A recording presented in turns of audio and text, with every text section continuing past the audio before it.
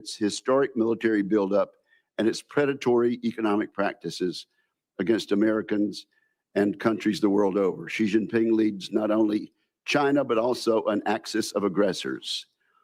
This growing alliance cannot be denied. It includes China, Russia, Iran, and North Korea. They're united around this goal: to oppose America's interests and the interests of other like-minded democratic countries across the globe. Vladimir Putin's war of choice in Ukraine has now entered its 5th year. In Putin's objectives, we hear echoes of the imperialistic ambitions of World War II's aggressors, including Adolf Hitler. Vladimir Putin has suffered 1.2 million casualties and failed miserably in his military objectives. Along the way, he has transformed Russia's economy into one fueled by war, raising the prospect of an even more aggressive Moscow for the foreseeable future. Most of Iran's leaders are now deceased, but they and those who survived them have consistently sought violence against America, Israel, our Gulf allies, and the Iranian people. We saw this during the October 7th massacre, during their continued support for Hezbollah and Hamas, and in their desire to engage in nuclear blackmail. Iran's ayatollahs have consistently represented a threat to American interest. Kim Jong-un has joined Mr. Putin's war of aggression. He continues a military and nuclear buildup that threatens South Korea, Japan, and the United States. Ties have never been closer among these four dictators, among these four dictatorships. They support each other's aggressive endeavors, they prop each other up financially, and they scheme to undermine America's objectives. We should expect them to continue this behavior. This context plays out across every dimension of national power: the economy, technology, diplomacy, and more. But today we're here to talk about the military dimension of this competition. These regimes have regularly tried to take by force what they cannot secure through the political process. For that reason, we must be ready to deter conflicts and, if necessary, to win them. President Trump has used the U.S. military appropriately and effectively for American interests. He has viewed our adversaries as a united bloc and has taken action in light of that reality. In Operation Absolute Resolve and associated statecraft, the president removed an aspiring dictator off the board and set up Venezuela for a future aligned with democratic interests. In Operation Midnight Hammer, he sought to eliminate the Ayatollah's nuclear program. When the Ayatollah chose to double down, the president launched Operation Epic Fury. In that mission, he has worked to remove the regime's conventional military capabilities and force it back to the table for a permanent solution. While we all mourn the tragic loss of the 14 service members who've lost their lives in this conflict, we do so knowing the world is safer without a nuclear Iran. All of these actions are part of a peace through strength strategy. In this approach, we seek first to avoid war, but we take military action when necessary to achieve U.S. interest. And so, Mr. Secretary, I'm pleased that you are here testifying today in support of President Trump's historic $1.5 trillion defense budget request. That sum will go a long way toward rebuilding our military capabilities for a generation. I should say up front that this may be a long hearing. There's much to discuss. This $1.5 trillion request is chock full of important programs and initiatives that are absolutely necessary to secure American interest in the 21st century.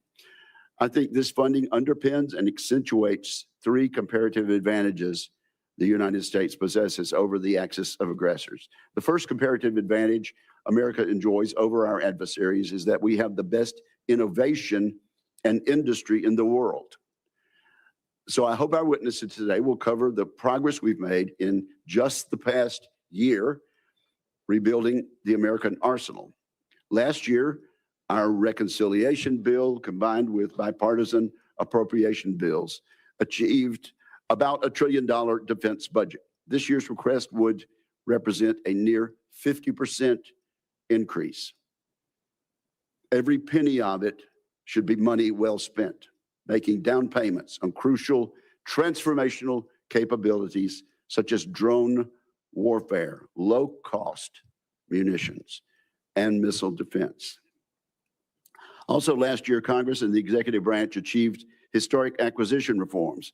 Consequently, we're well positioned to make huge gains on efficiency this year and in the years to come, making it much more flexible and a more timely process. I look forward to discussing how we might accelerate implementation of these actions. In particular, I'd like to see the Pentagon do more this year to drive competition in the defense industrial base. Competition absolutely drives better outcomes for our service members and taxpayers. Of course, our people are the final comparative advantage we have over our adversaries. We've enjoyed significant improvements in recruitment and retention, but we need to solidify a merit-based environment that fully cares for our personnel. I commend you, Mr. Secretary, for your efforts over the past year to do just that. That task will never be finished, of course, but we embrace it gladly and we salute the progress. We will always be striving to care for and equip American service members as much as possible. I look forward to more work between this committee and the department this coming year. With that, I turn to my friend and colleague, Ranking Member Jack Reed. Public appearance before this committee in nearly a year. Since your last public testimony, you and President Trump have unwisely taken the United States to war with Iran. You ordered attack on Venezuela and have directed ongoing illegal boat strike campaign in the Caribbean and Pacific. At your direction, our forces have bombed Yemen, Somalia, Iraq, Syria, Nigeria, and Ecuador. In the United States, you have deployed thousands of troops to cities like Washington, Los Angeles, Chicago, and Portland to police American citizens. And you have personally intervened to end the careers of dozens of military leaders without explanation. These actions will have significant and long-term consequences. Now you appear before us to ask for a $1.5 trillion budget, a 45% increase above last year. I must say I'm skeptical, and such a request demands intense scrutiny. 61 days ago, President Trump unilaterally began the war in Iran. He had no coherent strategy. He refused to make a case to the American people or consult Congress. He failed to present any evidence of an immediate threat, and he ignored the advice of military and intelligence experts who warned him of the consequences.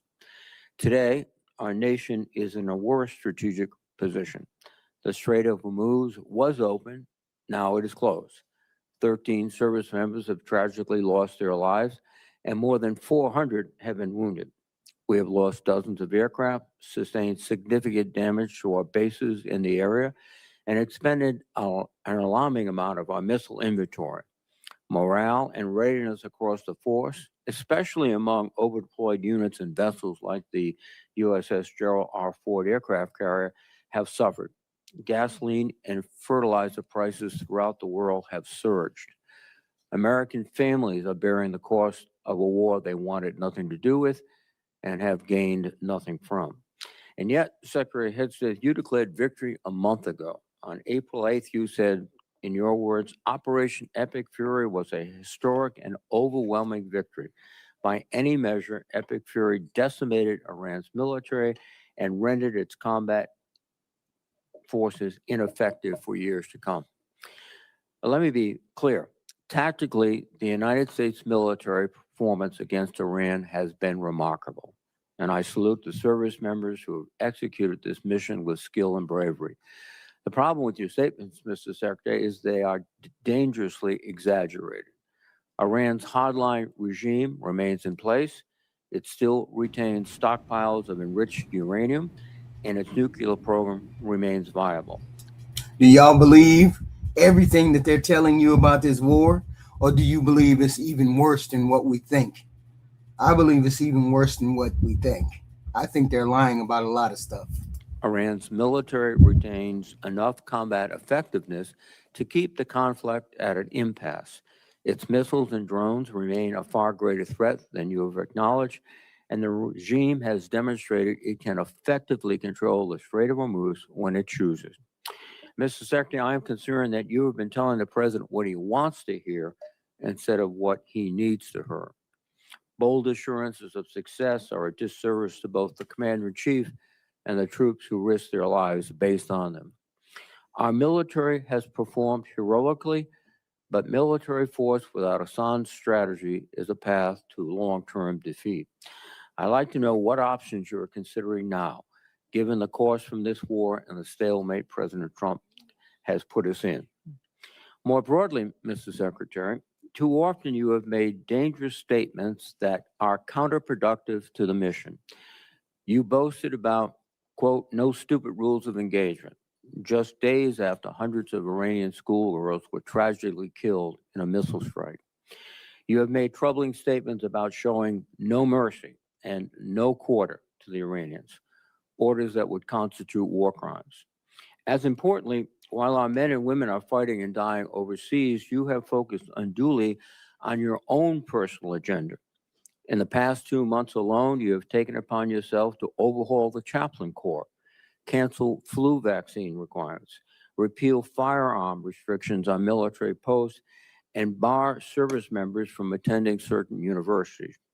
Just this week, you brought performer Kid Rock to an Army base to go for a joyride in an Apache helicopter after dismissing an earlier investigation into the pilots who recklessly chose to hover above his home.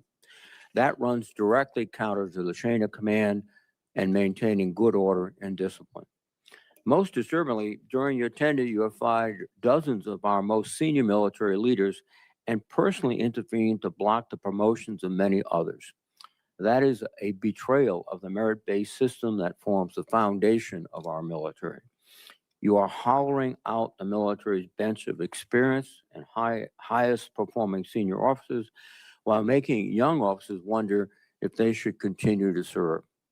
My colleagues and I have heard from countless service members throughout the ranks, many of whom will be watching right now, who are confused and disturbed by your actions. Hopefully you can explain them today. Additionally, this committee expects a fulsome update on Operation Southern Spear. This ongoing campaign against suspected drug trafficking boats has resulted in nearly 200 fatalities. The administration has failed to explain the long-term objectives of this mission or provide any evidence of reduced drug flows into the United States. I would ask for a credible answer to this most fundamental question: what is the operation actually meant to accomplish? Mr. Secretary, you are here to promote the president's $1.5 trillion defense budget. While this budget provides funding for necessary programs, including shipbuilding and drone manufacturing, many other critical programs like barracks repair and aircraft procurement would rely on the passage of a party line reconciliation bill. Further, this budget slashes research and development, provides no funding for Ukraine, and includes no funding for losses incurred from the Iran war. Yesterday, Mr. Hurst testified that Operation Epic Fury has cost $25 billion. If nothing else, that help clarifies that we certainly do not need a supplemental anywhere near $100 billion, much less $200 billion. And in this record-breaking budget, there is no pay adjustments for the civilian workforce, and with inflation, that is a pay cut. After a year of Doge layoffs and a hiring freeze across the department, this is an insult to the 800,000 men and women who support our warfighters every day. Who do you think is pocketing all of that money that they keep saying they're saving? Apparently, they have to be saving money when they keep firing people and those people keep losing their jobs. So where is this money going to that they're saving and they're asking for billions of dollars? I cannot imagine a faster way to erode readiness and distract from our abilities to deter our adversaries. Ultimately, Mr. Secretary, I believe you are causing lasting harm to the military. Like many members of this committee, I had the opportunity and the privilege to serve in the military. And every officer knows they are duty-bound to give their best professional advice, even if it's not what their superiors want to hear. Because when leaders fear to speak honestly, people die, missions fail, wars are lost. The American people's trust in our military took 250 years to build. You are dismantling it in a fraction of that time. And trust, once long, can take generations to rebuild. Mr. Secretary, today I hope you'll take a step forward toward rebuilding the trust that has been lost. Thank you, Mr. Chairman.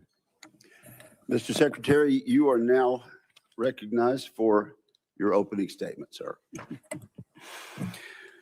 Well, Mr. Chairman, Ranking Member Reed, Senators, thank you for the opportunity to testify in support of President Trump's historic, as you said, Mr. Chairman, $1.5 trillion fiscal year 2027 budget for the Department of War.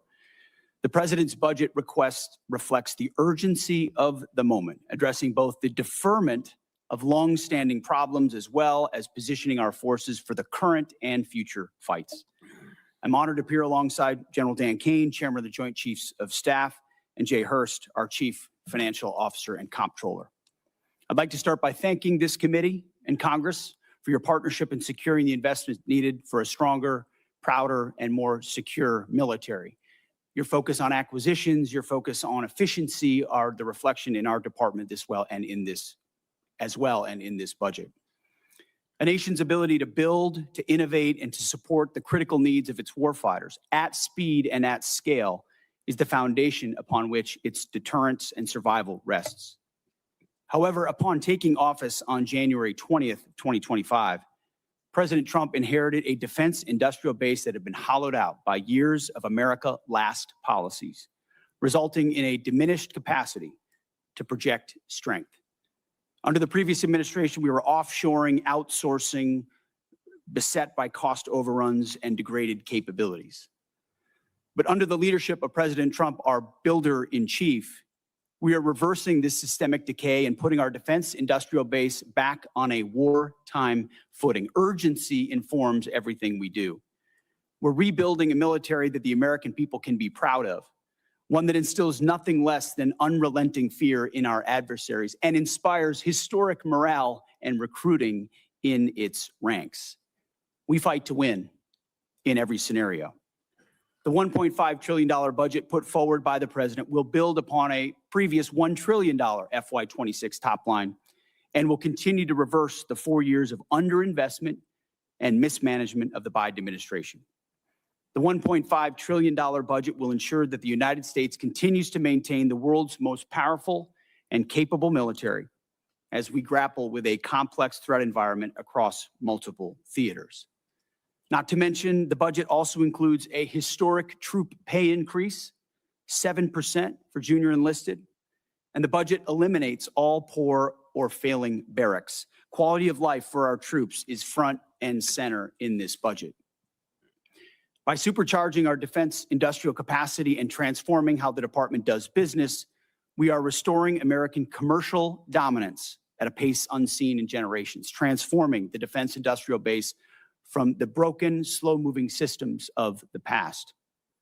We have flipped the Pentagon acquisition process from a bureaucratic model to a business model, decisively moving from an acquisitions environment paralyzed by bureaucratic red tape into an outcomes-driven organization focused on delivering the most for taxpayer dollars.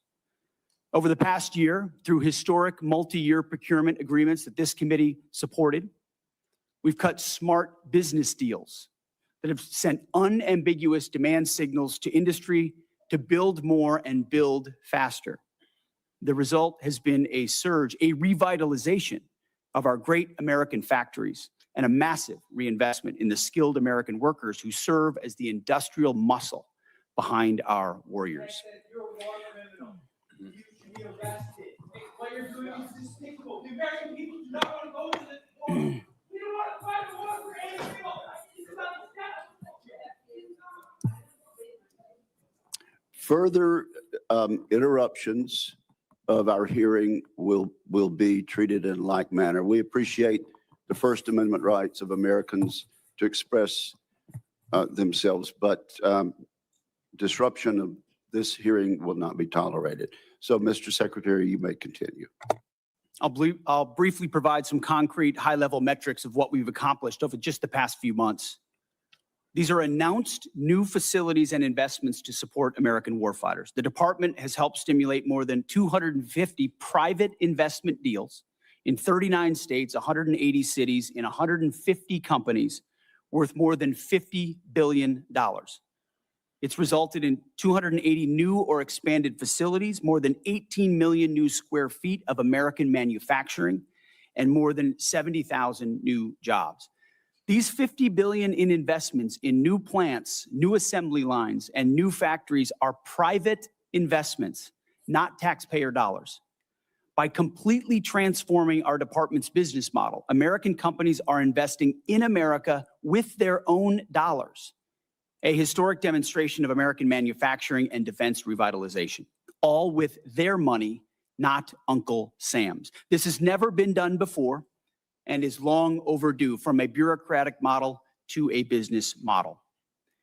These investments equal great things for America, for American families, and American workers, to ensure that our warfighters have everything they need, all American made. Together with the help of the policy updates and appropriations passed by Congress, President Trump's War Department has begun to turn the lights back on in our manufacturing towns across this country, forging a lethal arsenal of freedom. Every policy we pursue, every budgetary item we request serves to ensure that this department remains laser focused on increasing lethality and survivability from the front lines to the factory floor. This is a historic budget, as you said, Mr. Chairman. This is a fiscally responsible budget, and this is a warfighting budget. Speaking of warfighting, the topic of Iran, I'm sure, will come up often today, which I welcome. I look forward to sharing the incredible success of our military effort achieved in a matter of weeks. President Trump has the courage, has had, unlike other presidents, to ensure that Iran never gets a nuclear weapon and that their nuclear blackmail never succeeds. We have the best negotiator in the world driving a great deal. Unfortunately, as I said yesterday, and I'll say it again today, the biggest adversary we face at this point are the reckless naysayers and defeatist words of congressional Democrats and some Republicans. Defeatists from the cheap seats who 2 months in seek to undermine the incredible efforts that have been undertaken and the historic nature of taking on a 47-year threat with the courage no other president has had, to great success and great opportunity for preventing Iran from having a nuclear weapon. Despite this, under President Trump, we are restoring the unbreakable might of American manufacturing. We're providing for our warfighters, and we are putting the people and interests of this country first. May Almighty God continue to watch over our troops wherever they are, and may we honor the legacy of those brave Americans that we have lost. This is our sacred mission, and this is what we will continue to execute on. Thank you, Mr. Chairman. Thank you for that statement, Mr. Secretary. General Kane, you're recognized. Thank you, Chairman Wicker, Ranking Member Reed, members of the committee, and your staff, who we never get to say thanks to. Thanks for having me today. I'm honored to be here alongside the Honorable Pete Hegseth and the Honorable Jay Hurst to testify on the President's fiscal 2027 budget. I'm grateful for the opportunity to testify today, and I'm thankful for your continued partnership and support of our warfighters defending the homeland and our interests around the world. It's a privilege to speak with you today about the foundation of America's strength, the 2.8 million members of our joint force. And I am continually inspired by the soldiers, sailors, airmen, Marines, Guardians, Coast Guardsmen, and civilians standing the watch for the nation, supported always by their families. They could have chosen a much easier path, any other path, but they volunteered for a life of purpose and passion and service. And every single day they rise to meet the nation's challenges, from combat operations to critical support roles, with the courage, tenacity and grit that keeps our nation strong and secure. I would also like to express my deep gratitude for the 39 members of the Joint Force who've passed in operations, combat, and training during my time as the chairman, and specifically highlight the 14 who've passed in Operation Epic Fury. Good morning, everybody. Good morning. Good morning. I think they are lying to the American public. As usual, Hegseth is definitely lying. We need to get rid of him as soon as possible. The Secretary and I are deeply grateful for each of them and their families, and their names will never be forgotten. As the chairman, my duty is to ensure our civilian leadership has a comprehensive range of military options and the associated risks required to make the nation's hardest and most complex decisions. I owe the President, the Secretary, and the Congress the truth at every turn. And my blueprint for this role has always been that of General George C. Marshall. His firm commitment to civilian control and a nonpartisan military remains my constant standard. And I strive to emulate his candor, delivering the facts leaders need to hear, not always what they want to hear. And once a decision is made, executing it with the absolute dedication while keeping the joint force precisely where it should be. That's the demand of our profession. As I sit before you today representing our incredible joint force, I want to emphasize my commitment to this committee and to the Congress. I will always follow General Marshall's steadfast example by providing clear and candid nonpartisan military advice, working together to ensure the military remains squarely focused on one thing, being prepared to deter and, if called upon, fight and win our nation's war. And that is our mission. America's joint force is operational at its core, purpose-built for the realities in a complex world. We're organized, trained, and equipped to execute the most demanding missions across the globe with unrivaled precision. And over the past year, our warfighters have consistently demonstrated exactly what it means to be the most capable and most professional force on earth. Our shared goal is to ensure the joint force sustains the strategic initiative and advantage and ability to project power to respond to the global challenges on our nation's terms. During Operation Rough Rider, Midnight Hammer, Southern Spear, Absolute Resolve, and Epic Fury, the joint force executed globally integrated missions alongside our interagency and international partners. And once our leaders made a decision, our forces demonstrated the unmatched ability to seamlessly synchronize actions and activities from the seabed to cislunar space. We're able to accomplish these complex things that we are asked to do because we draw from a deep reservoir of training, professionalism, and commitment. Our operational tempo is high, but we're designed to sustain it, rebuilding readiness every day, training professionals every day, and sharpening our edge every day. And I am incredibly proud of this joint force team and the leaders at every echelon who command it. As the chairman said, we are living in a complex environment. Today, I look forward to discussing how we can sustain America's military advantage. And I know this committee recognizes the challenges and the urgency in the environment that we face. We're operating in delicate and dangerous times where risk is scaling, and the complexity of the modern battlefield demands America's constant adaptation, innovation, and partnership with No, this is not old. This is today. Congress. As a joint force, we're up to the challenge. We're built for this environment. However, our continued success. And most of them are lying about everything. Hegseth is lying about everything. Everything that he's talking about is projection. He's not talking about facts. Hegseth is going to lie about the stuff he's doing, of course. Is not guaranteed by our past achievements. We must continue to be forward-looking and innovate together with the Congress. To drive the pace of change and maintain our superiority requires timely, predictable, and sustained investment. And the resources we're going to discuss today are critical to modernizing the joint force and ensuring whatever threats might emerge, we are prepared to defeat them, to protect our interests and defend the nation and win. This president's budget for 2027 supports the Secretary and the Department's goal of reinvigorating, recharging the defense industrial base and the national industrial base, enhancing our readiness and securing our military advantage to ensure that our warfighters are properly armed, globally integrated, and ready while always taking care of our people. And that is what truly sets America's joint force apart from each other, especially the 1.8 million members, enlisted members of our joint force. It is them, the character, the competence of that force that transforms our capabilities into a decisive advantage.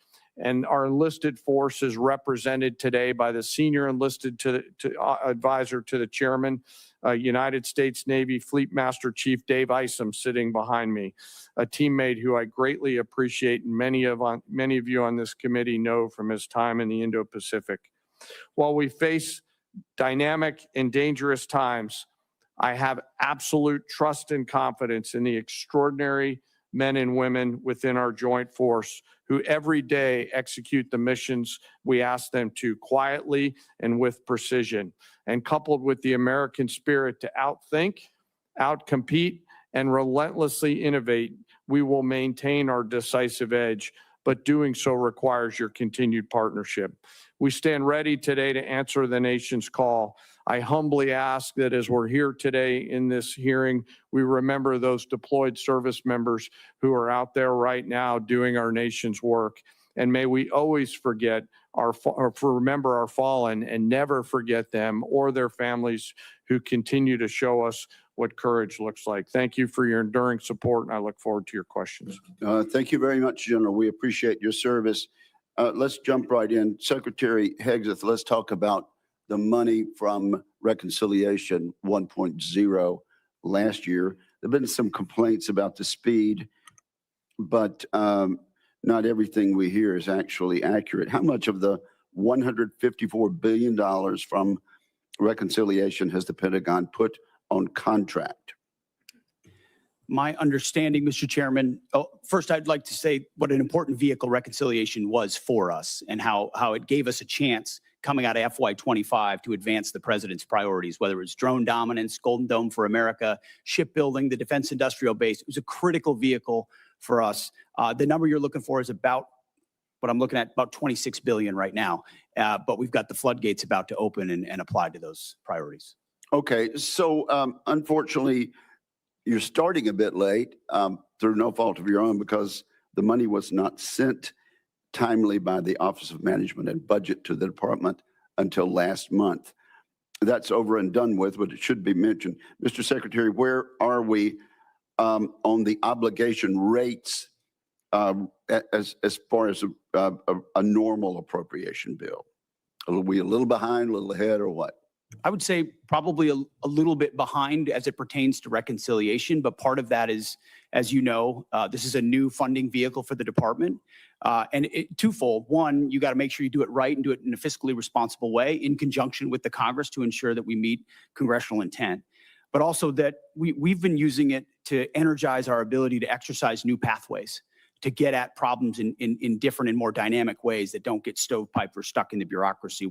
So yes, there's been some delays, but ultimately I think it's all goodness on the other side, given the new nature of this funding vehicle. Right. Yes. Well, and things have been done differently, and we appreciate that. But Mr. Secretary, will you commit to us that you'll keep the committee informed frequently of your efforts to get all this money out the door, so our industrial base can start building as you have described in this new flexibility that we provided them? Absolutely. And you mentioned a few things in reconciliation that you think have been game changers. I don't think we've talked enough about some of the game changers. For years, we failed to take action on rebuilding America's drone industrial base and critical mineral supply chains. After last reconciliation bill and the National Defense Authorization Act, we're in a very different position on drones and critical mineral supply chains, are we not? Very much so. Mineral supply chains, drones, we went from JIATA 401 to an autonomous warfare group. We're looking at the concept of a sub-unified command, and you're looking at $54 billion in the FY27 budget dedicated to drone dominance, UAS, counter-UAS, ensuring we can scale not just exquisite drones, but also the attritable ones that are proliferating on the battlefield today. We need to be ahead. Are there any other initiatives from last year's bill that you want to point out? And you only have a minute and a half. The investment in Golden Dome for America, Right. the ability to get running on that, and we are on schedule to deliver capabilities inside this administration. Minerals and shoring up supply chains on minerals. The Office of Strategic Capital, which its ability to loan gives 10x to new entrants into the department, the opportunity to fund things that wouldn't normally meet the threshold for the department, but give them the running room to invest in those capabilities, and we've already seen fruit from that as well.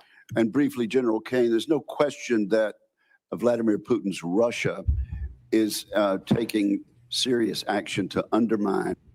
Only reason why Hegseth is so confident, I mean, he has the confidence of an idiot, because he feels as though he's doing as much reckless shit as he can, because this president probably promised him a pardon. Because if Donald Trump croaks right now, Hegseth is going to prison. They better hope that president done got pardons for all of them prior right now, because they're going to go to prison. And our efforts for success in Iran. Is there any question about that? Senator, I think there's actions and activities that are mindful of the hearing room we're in, but there's definitely some action there. Thank you very much. Senator Reed, you're recognized.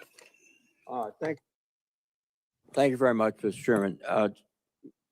Mr. Secretary, you recently fired the Army Chief of Staff, General Randy George, who's one of the most distinguished and decorated officers of this generation. General George's nomination came before us. We reviewed it thoroughly and we concurred. Why did you fire General George? Well, as I did then, and I'll say now, we thank General George for his service. And out of respect to him and other officers, we never talk about the nature of why certain officers are asked to step down. But we all serve at the pleasure of the president. And ultimately, my view in coming into this department, as I stated in my confirmation hearing, was to change the culture of the department. And it's ultimately challenging to change the department, the culture of a department with the same people who are a part of or in that department. So I have made many changes with general officers. We will continue to make changes as necessary with general officers, and they will be in keeping with the trajectory of where we would like to take the department. But it doesn't take away from the service of those. And I think you will note that every officer that's been asked to leave has been treated with respect. Interesting. Of the 24 officers that you have fired for reasons unrelated to performance, since you have not indicated any cause, 60% are Black or females. Now, did the president direct you to single out female and Black officers to be dismissed? Senator, of course not. And as we've emphasized at this department from the beginning, the only metric is merit. This members on this committee and the previous leadership of this department were focused on social engineering, race and gender in ways that we think were unhealthy for the department, focusing on those things, making decisions based on those things. Okay. In President Trump's War Department, we make decisions based on only one thing, merit. And that's how we've made decisions going forward. That's how we've made them, and that's how we'll make them going forward. Well, let me go back to General George.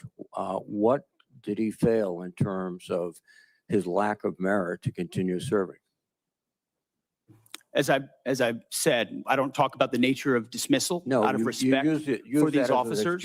But ultimately, we want to take the department in a particular direction, certain services in a particular direction, and we want leadership that's running as fast in that direction as possible. And in some cases, we make changes accordingly, but do so out of respect to those officers. Well, I think that direction from your behavior is an intense interest in Christianity, in nationalism, and in not recognizing the talents of women and non-white gentlemen, and that's the wrong direction. I don't know what you're insinuating, Senator, but I am not ashamed of my faith in Jesus Christ. No, Well, I'm not. you shouldn't be And ashamed. if you want to shame me for it, go ahead. I'm not shaming you, but are you critical of other faiths? I am a believer. I'm quite open in that, and our department allows for a multitude of faiths. So I don't know what you're suggesting. I've heard the likes of things that people like you suggest to try to smear my character, and I won't give into it. No. I'm sorry, Mr. Secretary, but broadcasting before the national religious broadcasters stressing the need for more Christianity in the military forces doesn't seem like a neutral position in which you tolerate and accept all religions. Let me move on. The strategic aspects of this operation in Iran. The president declared that we're going to destroy their missiles and raise their missile industry to the ground. And after more than 13,000 strikes, unclassified assessments conclude that Iran retains more than 40% of its drone arsenal and 60% of its ballistic missile launches compared with pre-war levels. That's one of his objectives. The second objective was regime change. To the great proud people of Iran, I say tonight that the hour of your freedom is at hand, and we will take over your government. Well, when we finish, we'll take over government. That has not succeeded. And then one of his other things is at the onset of the war, the president said, we will ensure that Iran does not obtain a nuclear weapon. Military operations in Iran have not achieved that goal yet. And it also seems to indicate that his pronouncements about Operation Midnight Hammer obliterating the nuclear policy and structure of the Iranians was false. So you have not achieved any of the objectives yet that has the president mentioned.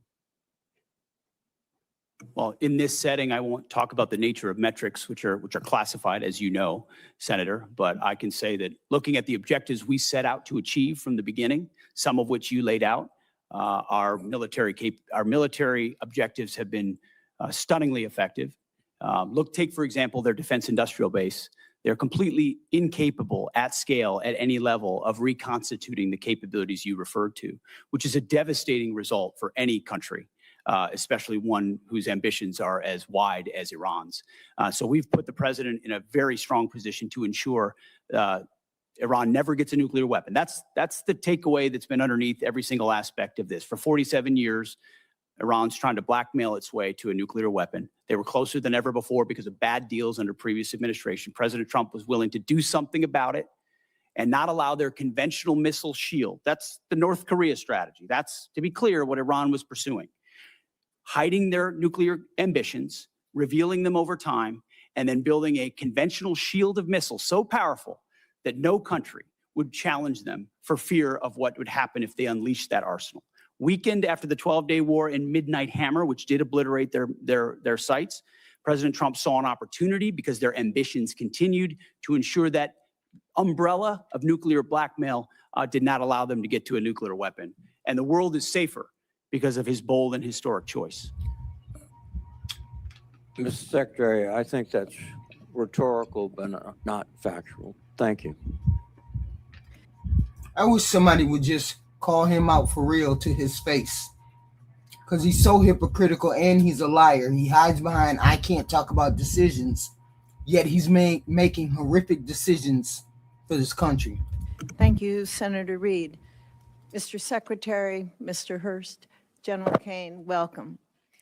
Over the last several months, I've worked closely with some of the new direct reporting program managers, and I've been encouraged by how they're approaching the department's most complex acquisition systems. General White's pulled forward the next milestone for the Sentinel program by at least 6 months. General Gutlein has completed the initial blueprint for the Golden Dome architecture and is beginning to build it out. For years, this committee has known that we must improve our ability to defend our homeland against a wider variety of threats. And we finally have a partner with the full backing of the department to lead the charge. Mr. Secretary, what's the advantage of this new type of program management structure? Well, thank you for the question, Senator. It's acquisition authority, technical authority, contracting authority. It's consolidating decision-making in one place under a highly screened, highly capable General White and General Gutlein, who know that terrain extremely well and understand what mistakes have been made in the past in programs of that magnitude, and then are given the authority to cut through the red tape. That's the key. Success or failure lands with them, and they know it. And as a result, they're incentivized to ensure that program, and then given every dollar and authority needed to move it as quickly as possible. So whether it's Sentinel, whether it's F-47, whether it's Golden Dome for America, these critical strategic assets, the direct report construct, along with Deputy Secretary Feinberg, who is a national treasure and is changing the way we do business at this department, is giving us a chance to ensure these critical systems are delivered. Thank you. And General Kane, can you give us your thoughts on why the Golden Dome received why they must receive that requested $17 billion in funding for the fiscal year 27? Well, Senator, it's as you know, it's an essential part of our Homeland Security layered defense. And as General Gutlein begins to do the work that you're asking about, and frankly helping to advance, the insurance around that down payment, charging the defense industrial base with those capital allocations will allow them to get after it much, much quicker. We appreciate the help.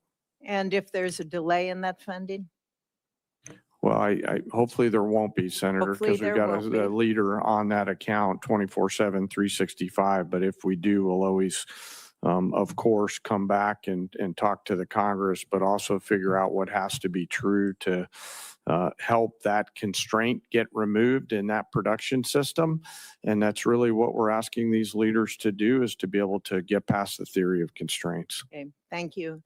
Secretary Hegseth, I agree with your statement on nuclear deterrence when you said nothing else matters if we don't get this right, so we will. We need a modernized nuclear triad and NC3 architecture that can credibly deter multiple adversaries instead of an insufficient nuclear force structure based on fundamentally flawed assumptions made 16 years ago. Our presidents must also have a more diverse set of options so that they can effectively manage more complex nuclear escalation dynamics. So, Mr. Secretary, how does this budget request achieve those objectives? Well, thank you for your leadership on this issue for a very long time. First and foremost, it invests in it. $71 billion in our nuclear triad and NC3, understanding that if you get that wrong, you get everything else wrong. Frankly, it's why the Iran effort is so important. Imagine what the situation in the region would look like if Iran also wielded a nuclear weapon, and the limits it would put on our capabilities in those situations. Our adversaries have to deal with that dilemma because of the strength of our nuclear triad. So that $71 billion investment, the DERPMs that have been put over top of it to move those systems left, as you acknowledged, it's just been a priority since we came into the building, and we're funding it accordingly. And Chairman Kane, Secretary Hegseth, whoever would like to answer this, should our nuclear command control and communication systems like the SAOC be given the same level of priority as Congress considers the department's budget request as our triad? I think so, but I defer to the chairman. Yeah, yes, ma'am. We got to be able to see to anything. So yes, ma'am. Thank you. Senator Shaheen, you are recognized. Thank you, Madam Chair. Secretary Hegseth, Congress enacted $400 million to provide security assistance to Ukraine in January. Now, the committee received a notification just yesterday confirming only that the funding would go toward Ukraine. It contained no details about the type of equipment, no delivery timelines, nothing that is typically included in these notifications. And when asked about the delay in funding, the committee was told that Bridge Colby was developing a spend plan, but we've received nothing. So when can we expect the full spend plan for this appropriation? And Madam Chair, can I, if this is not already part of the record for the committee, can I enter it into the record? We acknowledge and are executing on the European capacity building amount of 400 million that you referred to. Undersecretary Colby's done a great job looking at options and worked very closely with our European commander, General Grinkowitz. So his requests of what makes the most sense will inform what ultimately is invested in. Well, this notification says that UCOM coordinated on the spend plan in March, but General Grinkowitz told this committee on April 16th that he had not yet been asked to review any spend plan for this appropriation. So, General Kane, have you received the spend plan for funds in Ukraine, and have you asked the UCOM commander for his concurrence? I do not believe so, but I will find out, Senator, and get back to you by the end of the day. Thank you. And yesterday, Mr. Hurst, you told the House that you needed to seek legal review to appropriate the funds as Congress intended. So can you share with us what the nature of that legal review is? And seems to me the law was pretty clear. I saw it. It was part of the defense appropriations bill that we passed in January. And as you know, violating congressional intent on appropriating funds is a violation of the Impoundment Control Act. So what's the nature of the legal review that you have to get? Hey, Kenneth Hudson, where are the black people on this screen? Where are the black people that are on this screen talking about Jim Crow? Please enlighten everybody that's in here. Please do that. Where are they at? Otherwise, stick to the fucking topic. Thanks for the question, Senator. What we were looking at is if we could use the funds in the same manner as USAI, and we had our council look at that. And so they provide us a legal opinion on how the funds could be used to support European capacity building. And can you share with this committee what that legal opinion is? Ma'am, I don't have a copy of that, but we can ask the OGC office if they can supply it to you. Madam Chair, can we ask that that legal opinion is shared with the committee officially? Thank you. Also, I don't know who can answer this, but it says that consistent with the president's priority to shift the financial burden of Ukraine support to European partners, the United States will seek commensurate financial contributions via the Prioritized Ukraine Requirements List, or PEARL, from the European partners for this program. So what's the justification for using PEARL when there's $400 million in appropriated funds? Can somebody answer? PEARL is a reflection of the president's priority and the belief that any weapons that are supplied are paid for by European partners and used as they see fit, whether it's Ukraine or somewhere else. But that was not the intent of Congress in providing that $400 million. As I understand the PEARL program, the Europeans purchase those weapons from the United States and they pay for them. But this appropriation was $400 million that Congress expected to be provided to Ukraine, not paid for by the Europeans, but. Who do you think has been talking to you all this time? This is not a recording. I'm speaking live. What are you talking about? Provided from the United States to support Ukraine. So again, I don't understand what the justification is for using PEARL when that's not the intent that Congress provided. We're following the intent of European capacity building, but at the same time recognizing that wherever PEARL can be utilized so that the Europeans contribute to that fight, per the burden sharing But approach that that this was not president takes is important. congressional intent. And that's what I'm asking you, why you're using Pearl to do something that Congress intended to go directly to Ukraine. Well, we Mr. look Hurst, forward to can working you with you answer on that. that? What was the legal opinion on this? Did you ask the attorneys if the 400 million could be used for the Pearl program? Let's get back to you. We'll take it for the record, ma'am. Thank you. And what portion of the funding that's committed from the Europeans under Pearl is being used to assist Ukraine rather than restocking our own shelves? Can you answer us that? That's up to Europe. Ultimately, Europe pays for any weapons that we provide, and they can utilize them as they see fit, whether it's Ukraine or otherwise. So- Thank you, Senator Thank you. Shaheen. There have been a number of times when our witnesses have stated, both in the closed hearing and up here, that they will get back to us. And we certainly hope that will happen very expeditiously. So thank you very much, and thank you, Senator Shaheen. Senator Cotton. Thank you, gentlemen, for your appearance today. Mr. Secretary, you provided us with a chart here entitled The Arsenal of Freedom, which includes a lot of sites that you visited. My favorite one is down here in South Arkansas, Camden, where you and I had a chance to visit just a couple months ago, highlighting the great work that the people there are doing to help rebuild our arsenal of freedom. Thank you, first off, for being there and for your kind words for the workforce of the people of South Arkansas.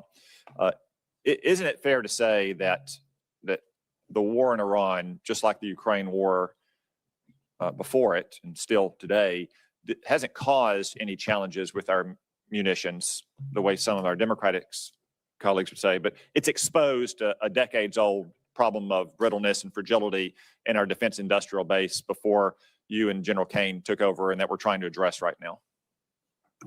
In many ways, that's precisely what we're trying to address. We also have a situation where President Trump rebuilt our military in the first term, and a lot of those munitions and a lot of those capabilities were sent to Ukraine under the previous administration, to the point where when we ask our commanders or when we look at O plans, the answer often is that was sent to Ukraine. So the recognition of those two things has, as the president gave us a charge from day one to rebuild the arsenal of freedom, to fast forward, not to provide a little bit more of each thing, but 2x, 3x, 4x the number of exquisite munitions that we need.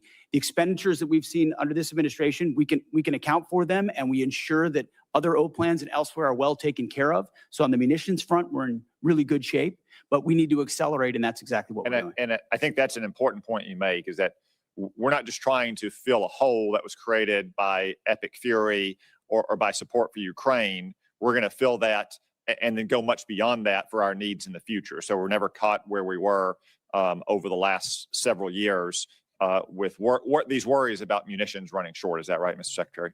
That's exactly right. The president has charged up with not just replacing anything, but filling it up, as he might say, to the tippy top, and make sure that the remainder of this term and future presidents have all the munitions they need for any level of contingencies, especially considering the dangerous world we live in. I want to turn now to Operation Epic Fury. It's been a smashing military success. Unfortunately, we have suffered casualties, to include soldiers killed in the line of action. Obviously, our military takes the greatest steps possible to protect our troops, whether they are in action or whether they are on bases in the region. No war, though, is antiseptic. Mr. Secretary, could you explain some of the steps we've taken to try to minimize to the greatest extent we can the number of casualties we've taken in the Middle East? First of all, every day we live to ensure that we follow through on the legacy of those who gave everything. So that's front and center for us.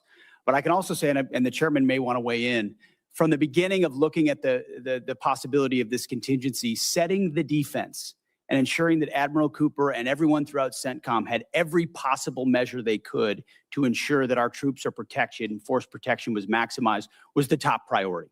Moving assets to the region, we integrated our air defenses with local Gulf countries to ensure our shot doctrine was maximized, whether it's ballistic missiles or on drones, flowing in the most recent capabilities to ensure we can intercept drones, moving troops off the X. I think what people mostly don't know is that a massive effort was undertaken before this conflict to move as many humans off of targets to other places and maintain operational security about where they might be to minimize the space with which Iran could hit. We always knew something getting through was a tragic possibility.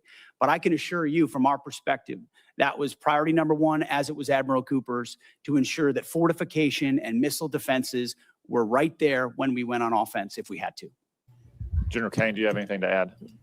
He's shockingly retarded. He is shockingly uninformed. That's the problem. Well, in addition to just again mourning our fallen from the 103rd, what I'll add to the Secretary's comments is after every tragic loss, commanders at every echelon within our joint force are going to go back and look at what was our plan and what lessons we can learn from this so that we protect and defend our soldiers, sailors, and other members of the joint force the next time.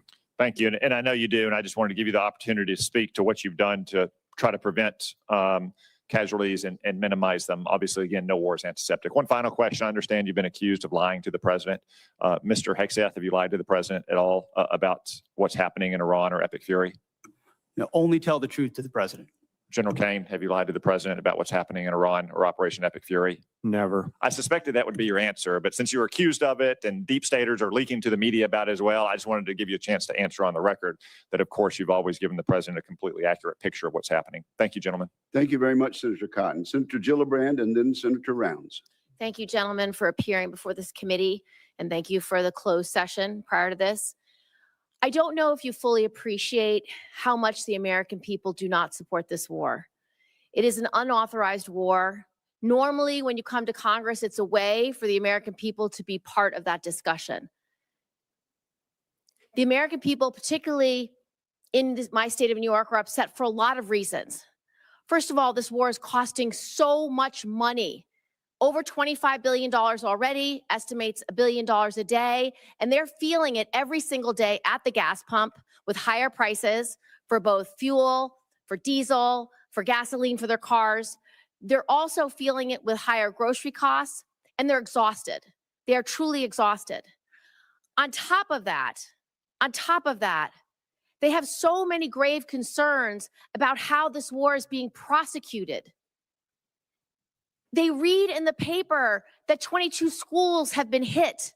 They read in the paper about a girls' school, hundreds getting killed. We have a debate going on in this country about AI, a serious debate about AI. And I haven't heard yet from you that you will not allow AI to make final targeting determinations, even when nuclear weapons are being used. That's a huge issue that we need to discuss. So I want to start from the top, Secretary Hegseth. Why do you continue to prosecute a war that the American people aren't behind? First of all, I appreciate the opportunity for that closed session where we had a, unsurprisingly, very different discussion than we have here with the cameras on. We support this. Because my job is to represent New Yorkers, and I can tell you, when I talk to them all across my state, they are furious, and they expect me to explain to them why they are furious. And Senator, when I talk to Americans, and especially when I talk to the troops, they are grateful for a president who has the courage to take on this threat after 47 years of what Iran has done, targeting and killing Americans, and what it would mean to the world if Iran's nuclear ambitions were actually achieved. So the question I would ask to you and to others is, what is the cost of a nuclear-armed Iran? What is the cost to the American people if the world's most dangerous regime has a nuclear weapon? But the truth is, they don't want war coming to this shore. And when you do a decapitation operation, the likelihood is going to be exchanged in the United States. There's no evidence that we are safer because of this war. We did not have any evidence that Iran intended to imminently attack this country in any way, shape, or form. So I disagree with your assessment that we are under threat. Do you not believe them when they say death to America? Listen, our adversaries use rhetoric all the time. What I'm concerned about is we are not safer, and I would just like to know why you have not sought the support of the American people, and 3 out of 5 Americans are against this war today. I believe we do have the support of the American people, and we have briefed regularly what this mission looks like and why it's critically important that we undertake it. And I would remind you and this group that we're 2 months in to an effort, And many congressional Democrats, as I pointed out, want to declare defeat 2 months in. Iraq took how many years? Afghanistan took how many years? And they were nebulous missions that people went along with. This is different. This is a defined mission set that we have had great success in pursuing So against you a don't determined care. enemy You who don't seeks care. nuclear weapons. And I'm So, Mr. proud of the Hegseth, opportunity to you remind the don't American people care because that they the believe American in it as people well. are not that they supporting can't this have it. war. You don't care whether When the American people and support this the war. American people are quite smart. They understand and see through spin. They know that a regime that says death to America, that seeks nuclear weapons and And the at ability what to deliver. cost? Did they lie about the range of their missiles? How much Because I more? saw a 4,000 How much kilometer more will you missile ask the get American shot people at to pay for this war? Diego Right Garcia. now, do you want it $1 billion a day? Do you want it $2 billion a day? You're asking for $200 billion more to fund this war and to make sure we have didn't what ask we. for $200 billion. I don't know where you got that number from, Senator. I think you got it from the news, which you should be careful what you read in the news. Okay, Mr. Hegseth, here, Secretary Hegseth, here's a few more. Let's talk about how you're prosecuting the war. What is your response to targeting that has resulted in the destruction of schools, hospitals, civilian places? Why did you cut by 90% the division that's supposed to help you not target civilians? And do you know the impact of a strategic failure at a war when you have so many civilian casualties? You may have tactically completed a mission well, but strategically is not meeting your goals because of the harms to civilians. What is the cost of Let's that? leave time for an answer. No military, no country works harder at every echelon to ensure they protect civilian lives than the United States military. And that is a ironclad commitment that we make, no matter what systems Then we why use. did you cut the department by 90%? Thank you, Senator Gillibrand. There'll be other rounds of questions. Senator Rounds, you are now recognized. Thank you, Mr. Chairman. First of all, thank you to all of you for your service to our country. I'll allow you to finish the answer a little bit with regard to the senator from New York. Does the United States military ever target a civilian center? Well, thank you, Senator. Unlike our adversaries, unlike radical Islamists, unlike those that target civilians or use civilians as shields, the United States military never targets civilians and puts constructs in place to ensure that the maximum extent possible, we do not harm or hit civilians. Is war a difficult place with a lot of complexities? Absolutely right. But no country does more and no department does more than our department. Do you still have all of the resources necessary to assure that every opportunity to eliminate that as a threat in terms of that happening? Do we still have the resources available in the department to make sure that we do the best we can never to hit a civilian target? Every resource necessary at every echelon is available, legal, intel, and otherwise, to ensure that we minimize at every extent possible civilian casualties. And the suggestion was made that somehow AI might be used without a human in the loop, which is a classic Anthropic talking point, which is half of what we talked about previously. There is a human in the loop on decisions that are made. And the suggestion otherwise is to suggest that somehow AI is running targeting. You got to ask him one question and sit there quietly until he answers that question. Because if the way she asked him a whole bunch of questions, 3, 4, 5 in a row, he's going to answer whatever the hell he wants to answer. You ask him a direct and bold question. Why did you fire 90% of the people who blah, blah, blah? And then you be quiet and let him answer that question. He getting away with a whole bunch of garbage. Shut up, Danny. We're not talking about Democrats. We're talking about this piss poor defense secretary. Stop it. Thank you. Right now, part of what we're also talking about is not just are we engaged right now in terms of trying to eliminate the threat from Iran in terms of being a nuclear armed country, but we've also got staring with us as well the fact that we have an ongoing principal threat with regard to a pacing threat with China. The dual capable B-21 Raider will be a critical part of both our conventional and our nuclear deterrence against China and Russia. As you know, the Air Force's program of record includes plans to procure 100 B-21s, but many national security experts and leaders, including STRATCOM Commander Admiral Corral and INDOPACOM Commander Admiral Paparo, are calling for a greater number of B-21s. Admiral Paparo testified here last week that he would favor buying 200 B-21s. Secretary Hegseth and Chairman Kane, could you speak to the progress and the importance of the B-21 program? And if you agree with the growing sentiment that the U.S. needs to revisit the B-21 program of record and assess the requirement for at least 200 B-21s to match the global threat, would you speak just to exactly what that would mean and what the probability of that is?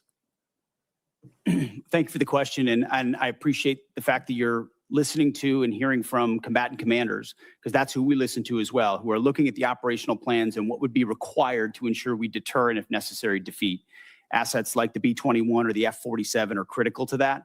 That's why we're funding them and increasing the funding, and where necessary would increase the allocation. And I think you see a budget that reflects the reality that we have to invest in more capabilities, to include the B-21, which is ahead of schedule, and we will be funding to the tune of $6 billion, and we believe will require a lot more, over 100 in the future. But I'll defer to the chairman. Hey, sir, thank you for the question. Working through the JROC and the vice chiefs, I'll absolutely stack hands around assessing the requirement, and we're glad to see B-21 on the flight path, no pun intended, that it's on through operational testing. On the specific numbers, the one sort of big picture strategic thing I want to say is we want to make sure, as we think through what does air power of the future look like based on the evolving threat, that we're staying well in front of it. And so that's the only thing we'll look at in the assessment. But I'm on board with assessing the numbers. I want to make sure we're buying ahead of the technology development curve so that we give all those young warfighters out there the capabilities that we need well into the future. Is there any question at all that we're going to need more than 100 B-21s? I want to go back. Here's how I'll look at it, Senator. I want to go back and look at the O plans right now that we have to make sure that we allocate those numbers. So I don't believe so, but I do want to take the due diligence time, if you'll allow me to look at that, Senator. Good. I appreciate the opportunity to visit with you and to clarify Yes, sir. Absolutely. what that number should look like in the near future. Yes, sir. Thank you. Thank you very much, Senator Brown. Senator Blumenthal. Thank you, Mr. Chairman. Thank you for being here today. I want to talk about the costs of war. The costs of war include caring for our veterans. We've had an estimate from Mr. Hirsch yesterday that the cost to date in dollars for this war has been $25 billion, which I believe is well below the actual cost based on everything that I've heard, everything available to us in various kinds of settings, and I'm going to ask for a more accurate assessment. But we also know that about 400 service members have been wounded as a result of this war. When they retire, when they come home, their retirement pay will be docked dollar for dollar for every disability benefit dollar they receive. Secretary Hegseth, I'd like your commitment that you will support the Major Richard Starr Act that will eliminate this wounded warrior tax. I'm sure you're familiar with it. Tens of thousands of servicemen and women now are reduced in their retirement pay literally for every dollar of disability benefits they receive. Well, I appreciate your focus on this issue, and I will tell you you mentioned roughly 400 that have been injured. Thankfully, over 90% are returned to duty, but that doesn't mean they wouldn't have a residual challenge, and we're tracking that at point of injury to ensure that that is noted, even though they're returned to duty.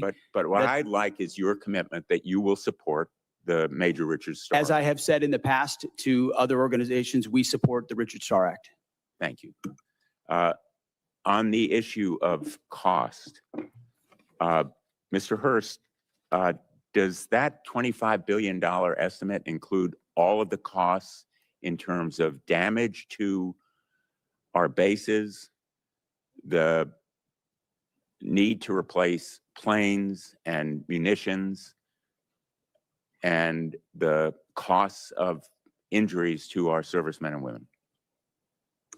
Senator, so for the Milcon facilities replacement cost, that's probably the hardest thing to estimate right now because we don't know what our future posture is going to be or the future construction of those bases. Well, you owe it to us. You're here to ask for appropriations. Of course. And I would like a more accurate estimate of what has been done that will require replacement and renovation, as well as the other costs. And I think 25 billion is probably less than half, maybe less than a quarter of the total cost of war, which is the reason why the supplemental request is much higher. So I think you owe it to the American people to give us the straight talk about what the costs have been. Mr. Secretary, I know you have characterized this war as an astonishing military success, to use your words yesterday. But the American people aren't buying it. And I know you feel the American people are seeing through the abstruse stuff that is thrown at them. But one point is irrefutable, which is America never succeeds in war unless the American people are behind it. And if what you're seeing as success now is winning, I would hate to see what losing looks like, because none of the shifting and contradictory objectives of the war so far have been achieved. Likewise, let me ask you, yesterday, the president said that Ukraine has been, quote, militarily defeated. I assume you don't agree with that assessment. The negative nature in which you characterize the incredible and historic effort in Iran is part of the reason, Senator, why the American people view it the way they do. It's why I looked out at our press corps at the Pentagon and called them the Pharisees in the press. It's because they look for every problem. Well, I'm asking you about look for Ukraine. every problem that exists, Ukraine and you has been miss militarily defeated. You miss the I would plank. submit, based on my 9 trips to Ukraine, that is a false narrative that the president's We are buying 2 from months Vladimir into a Putin. I historic hope that military success in Iran, and will you want to call it a dispute it defeat. And it's because defeatist Democrats it like is you the that people cloud of the mind of the Ukraine American who are people fighting and for would, their and would otherwise survival, fully support right? No preventing help Iran from having a the nuclear weapon. administration, and they are bravely fighting our fight. And that is the reason that I'm pursuing the Russian sanctions bill, which is bipartisan, along with Senator Graham, and why I hope we will recognize our obligation to release that $400 million, Thank which you. we've Thank appropriated. you, Senator Blumenthal. Senator Ernst. Thank you, Mr. Chair, and thank you, gentlemen, for being here today. Really do appreciate your time to be with us. Before I begin some of my questions, I do want to start with something personal, and both to you, Secretary Hegseth, and to the chairman. I want to thank you both for the time that you take to recognize our fallen and those that have given, of course, during this administration, given their all. You have traveled to Dover and have been there to greet those families and to welcome home the fallen. I've been there with you, and Iowa has been hit in particular very hard. We lost 2 of our Iowa National Guardsmen from the 2nd Brigade Combat Team, 34th Infantry Division. Secretary Hegseth, you know full well the 34th. But we also lost 6 members from the 103rd Sustainment Command Expeditionary based out of Des Moines, Iowa during this current conflict. And again, your presence there meant a lot to the families. It also meant a lot to me. So thank you very much for taking the time to do that. Secretary Hegseth, you and I have had many discussions over the course of many months now regarding general officer positions. And, you know, I believe that we were operating in good faith as we talked through a couple of those in particular, 2 Iowans, General Mingus and General Randy George. I was disappointed to see that their retirements were hastened over what I believed had been set out by you and the administration. So I just want to take the time to list out some of General Randy George's accomplishments as Army Chief of Staff. He pulled the Army out of its worst recruiting crisis since the Vietnam era. exceeding fiscal year 2024 recruiting goals and welcoming more than 61,000 new soldiers. Recruitment numbers that both you and the president talk a lot about, and rightfully so. He cut 5% of general officer positions, 12 positions that were deemed as non-essential in the Army, and he reduced the Army headquarters by 1,000 personnel.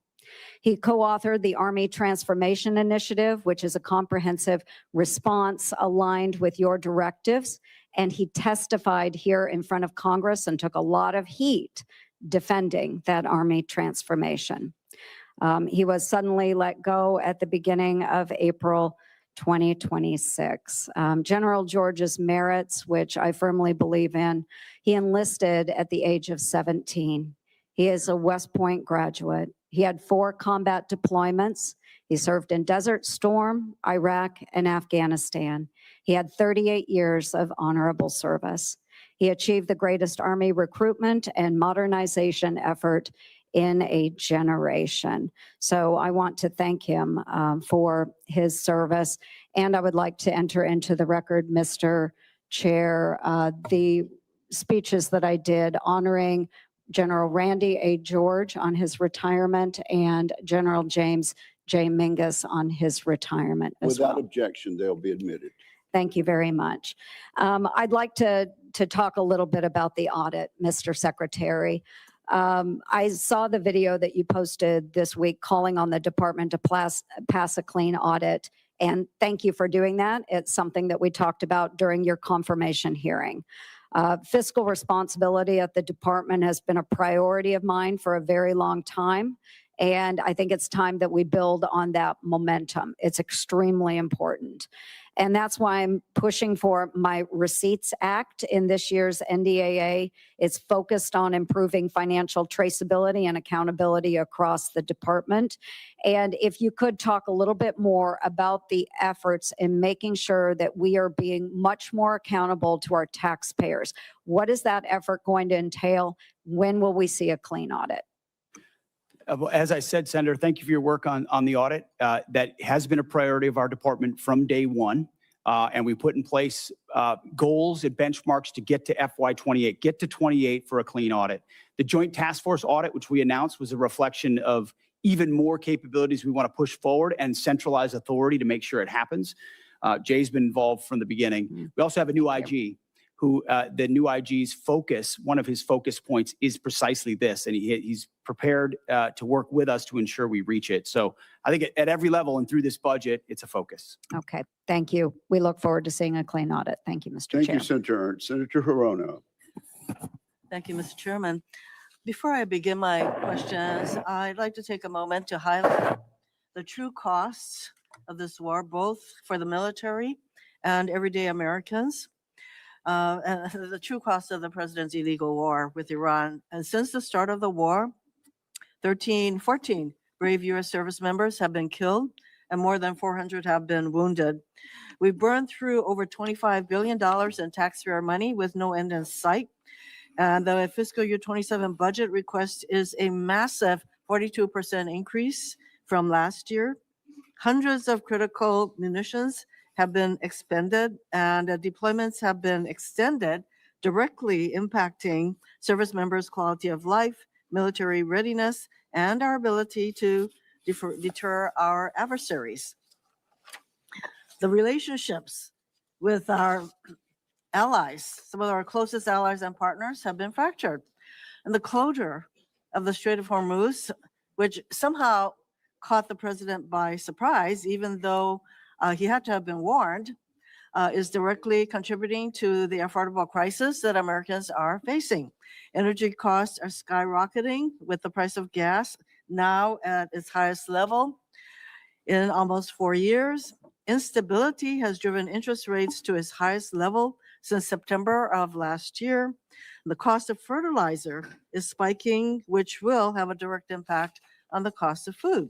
This illegal war is driving up costs, undermining readiness, and alienating our allies with neither a clear rationale for starting this war nor an exit strategy. And when the president was asked how long he'll let this war continue. He said, "Do not rush me." I have a question for General Kane relating to women serving in combat, and I'd like to hear your best military advice. Does the mere fact of women being in combat armed units lower standards or readiness if they meet the physical standards? Well, ma'am, the standards are set by the civilians. We have examples of women leading well across the joint force. I'll highlight some of our current commanders engaged in the fight in Epic Fury. Specifically, one of our bomb squadrons are led by a extraordinary female leader who's doing great work. And but those standards are set by. I'm sorry, I didn't mean to step on you. I think your answer is that in fact it does not lower standards of readiness. Second question, should every service member, regardless of gender, be permitted to serve in any role, including the combat arms, if they meet the standards established? Yes or no? Is that to me, ma'am?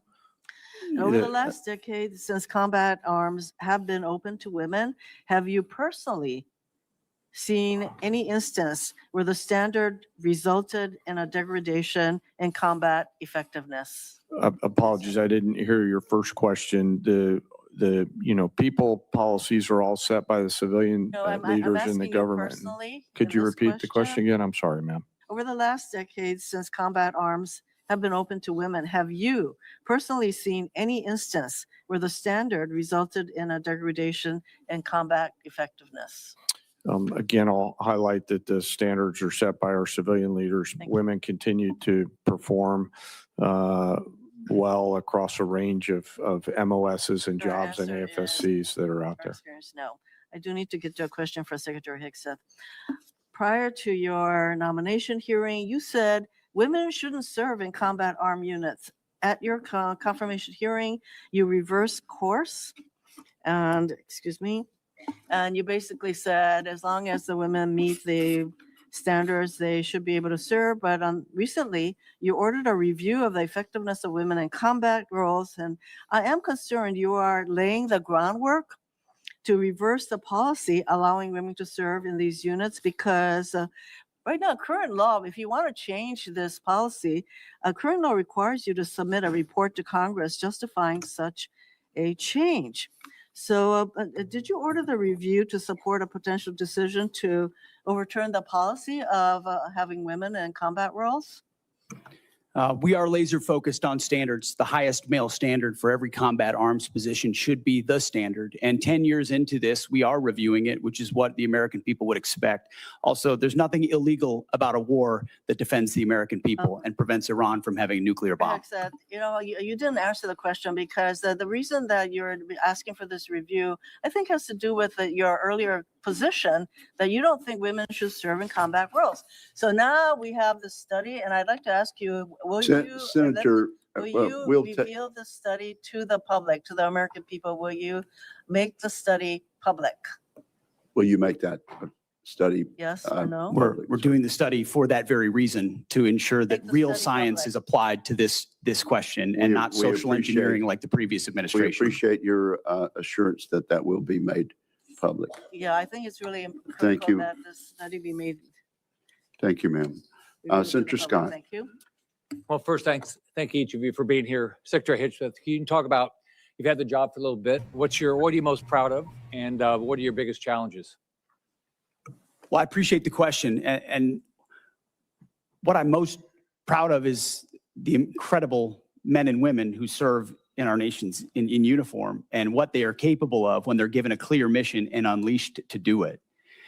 And I think the best reflection of the success of President Trump and this War Department is the historic recruiting success and the historic morale amongst our ranks. I would encourage every member of this committee, Democrat or Republican, go into the formations, go into the Air Force formations, the Army formations, the Marine Corps formations, and talk to corporals, talk to sergeants, talk to lieutenants, talk to captains, talk to colonels. And what you will find are men and women more inspired to serve in the military than they have been in a generation. And you see that in the young Americans who are rushing to recruiting stations at historic numbers, 30-year highs across the force. We're hitting our recruiting numbers halfway through the year. Why is that? Because the American people look at what we're doing at the War Department by getting back to basics, and they're attracted to that. Same with our retention rates, which are now merit-based. Our best sergeants, our best leaders are staying. That's exactly what we want. So we've made changes to change the environment. The renaming of the department to the War Department is not just a name. In fact, it's restoring it to the original name of the department set by George Washington. But it's an ethos as well. That warrior ethos lives inside the heart of each one of these men and women, and we're unleashing it. I'm proud of I mean, you name it, the border, the missions. Yes, those are all incredible demonstrations of that, but it's the people and the urgency of Americans to want to be a part of it that is the best affirmation, Senator. Thank you. So we've talked about the importance of not relying on Chinese drugs for our military. Can you just talk about what you're doing to make sure that we don't continue to rely on China for anything, including our drugs? Oh, drugs. Yeah. Absolutely. We can't be dependent on China on anything that's critical to our supply chain, even if it's the national industrial base and not just the defense industrial base. And you've been a leader on that. This committee's been a leader on that. Onshoring, bringing manufacturing here, bringing critical capabilities here is central to the interagency and the NSC, but also our department. If any critical weapon system is reliant upon something China could change at a moment's notice, then we have a true challenge to our ability to produce for the American people. And so we're finding all of those, changing them, onshoring it, reviving the defense industrial base allows us to ensure we're separated from China on anything that's critical. Thank you. Can you talk about the importance of foreign military sales to our allies and our partners, and what you're doing to make sure that whether it's what you're doing right now in Iran or any potential conflict in Asia, our partners have the best assets to be able to be a great partner? Absolutely. Foreign military sales has been a huge problem for a long time because the department didn't prioritize it and organize to deliver efficiently on it. So we're working with the State Department. We've changed the way we do business internally. The executive order, the America First Arms Strategy, prioritizes what we sell and to whom, a catalog approach.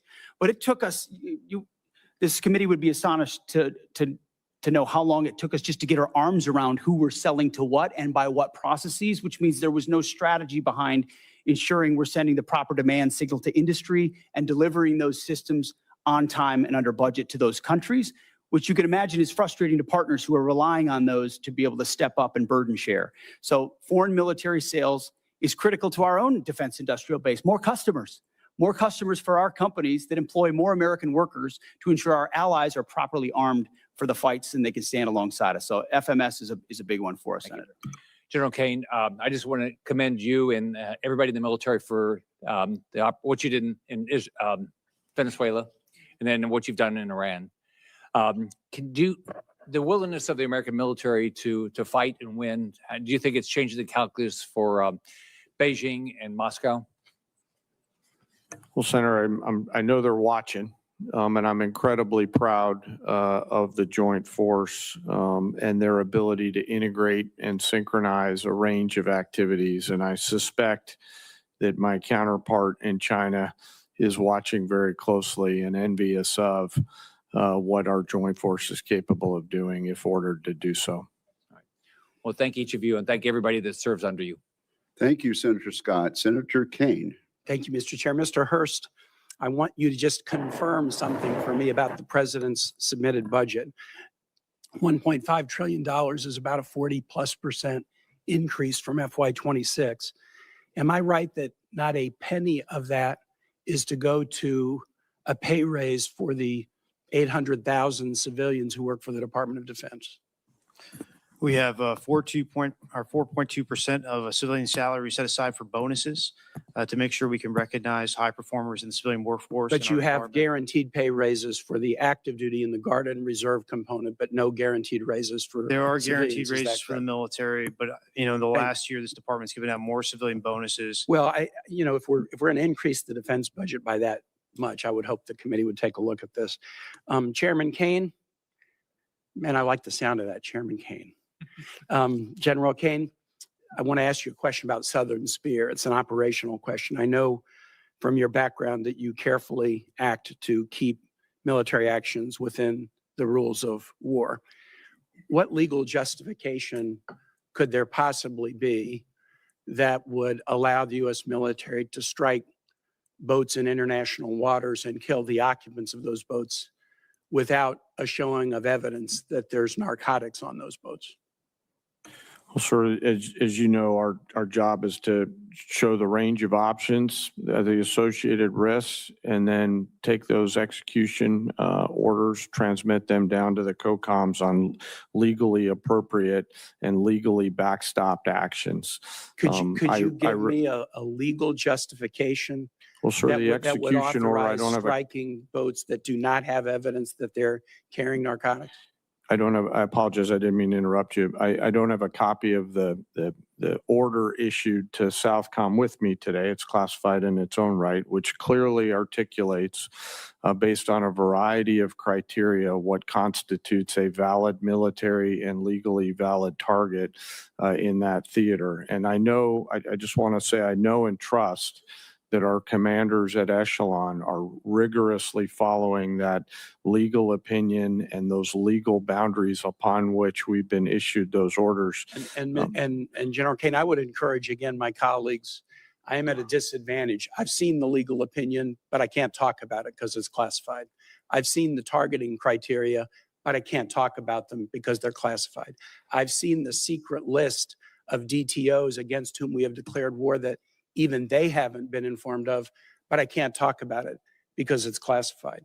But I would urge all of my colleagues to go to the SCIF and read the targeting criteria and get briefed about it. And then also look at all of the files of all the strikes that have taken place. I've done that with the first 46 strikes or so. And I think there's a profound mismatch between what is occurring and the underlying assumptions in the legal opinion. And I would just encourage my colleagues to dig into this. To Secretary Hegseth and General Kane, the War Powers Resolution specifies that a war initiated by a president without congressional approval must be concluded within 60 days. It can be extended by an additional 30 days if, quote, the president determines and certifies to Congress in writing that unavoidable military necessity respecting the safety of the U.S. Armed Forces requires the continued use of such armed forces in the course of bringing about a prompt removal of such forces. We're right at the 60-day deadline. Is the president intending to either seek congressional authorization for the war in Iran or send us the legally required certification that he needs an additional 30 days to remove U.S. forces from the war? Just briefly on the previous question, we do know that these are designated terrorist organizations, so we treat them like the Al-Qaeda of our hemisphere, just as a note. But that was not the question I asked. I know there's more to that question. I just think it's important for the public to understand that. There's no willy-nilly targeting of drug boats. We know exactly who these people are affiliated with. I was asking about what's on the boats. On Iran, ultimately, I would defer to the White House and White House counsel on that. However, we are in a ceasefire right now, which our understanding means the 60-day clock pauses or stops in a ceasefire. You're not in. Yeah. It's our understanding, just so you know. Okay, well, I do not believe the statute would support that. I think the 60 days runs maybe tomorrow, and it's going to pose a really important legal question for the administration. We have serious constitutional concerns, and we don't want to layer those with additional statutory concerns. I yield back, Mr. Chair. Thank you very much. Senator Sullivan. Thank you, Mr. Chairman. Thank you, gentlemen, for your testimony. Mr. Secretary, I mentioned in the classified hearing today, but I do think the $1.5 trillion top line is historic, it meets the needs. And the other thing is I mentioned in our earlier meeting, the president's done a really good job of getting other allies, NATO and Asian allies, to step up, meet a 5% GDP of defense spending. And in many ways, that's what this is doing as well. So isn't that important as well in terms of our global leadership? What you and the president are providing is that example as well? I think the more we step up, the more the world should look at the American leadership and example and step up as well. And they're going to do that. That helps. It remains to be seen whether some of our allies actually step up to their commitments, but that is the hope. Let me go to an element of that budget that I mentioned in the classified hearing. You know, I always like to put this chart up in different hearings. We have the examples.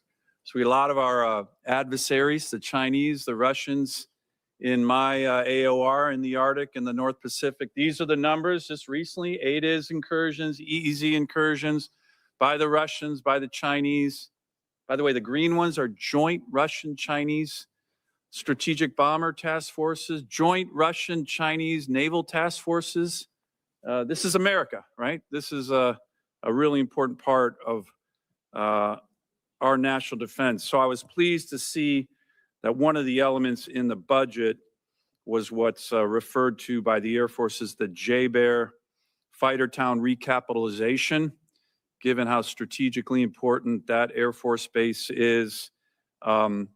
General, can you talk a little bit about that recapitalization? It's And this is exactly why the Republicans need to lose their seats. This right here, the betrayal of the American people. They are going along with the betrayal of American people. American people have spoken and said they do not want a war. They do not want the direction that this country is going, and the Republicans are just allowing it. They only want power. They don't want to rule this country. They just want the power that comes along with it. That's why they all deserve to lose their seats. For building out what is a very strategic base, but old. A lot of these facilities are from the 1950s. The goal in the Air Force's language was to have a recapitalization to provide a new state-of-the-art fighter facility capable of supporting multiple platforms now and well into the future.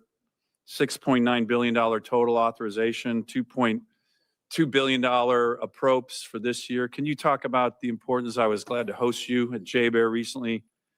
Can you talk about the importance of this Sure. element of the president's budget? Yes, Senator. Thank you for that. And, you know, our investment up at JBER is essential to modernizing the nation's ability to project power and capabilities, and really bolsters our effort in not only the Indo-Pacific, but also in the high north and the Arctic, which I know is something that's passionate to you. The Arctic is certainly becoming more operationally and strategically valuable, and we need to be thinking proactively around how we're going to set the conditions for us to offer a range of options to the Secretary and the President about power projection across a range of capabilities, and fighters is certainly one of them, and the recap effort that's there. You know, it is our ability to protect that flank is a national imperative and something that we want to keep focused on, and we appreciate the efforts across this committee and the rest of the Congress to help us with that. Thank you.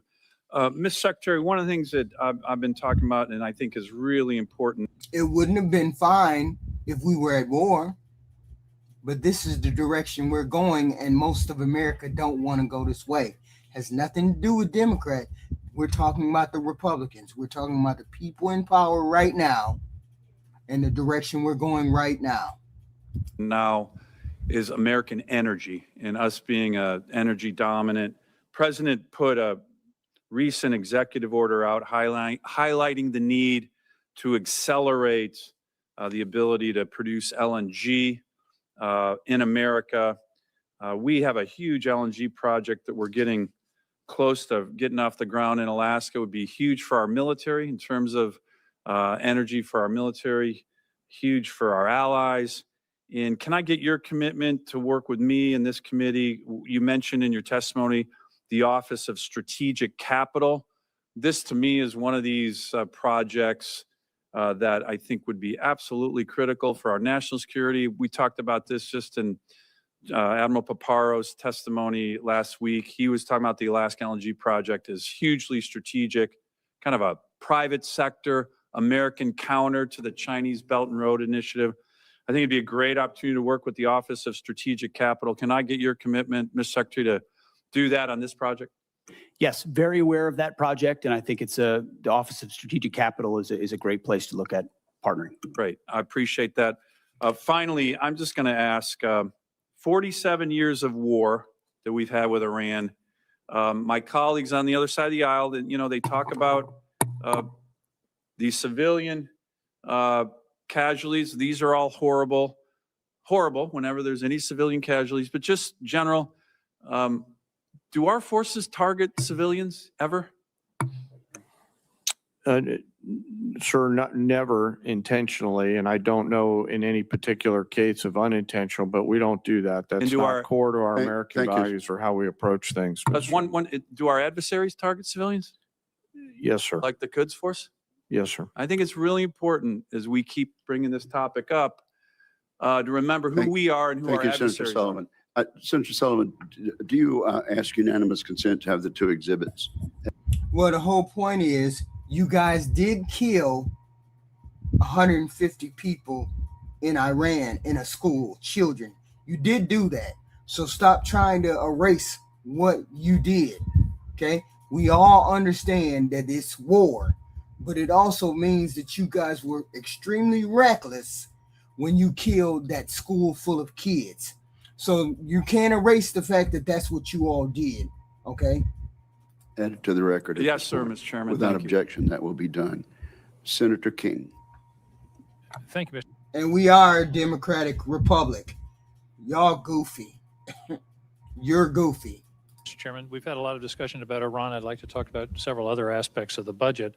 The first is the way the budget's been constructed.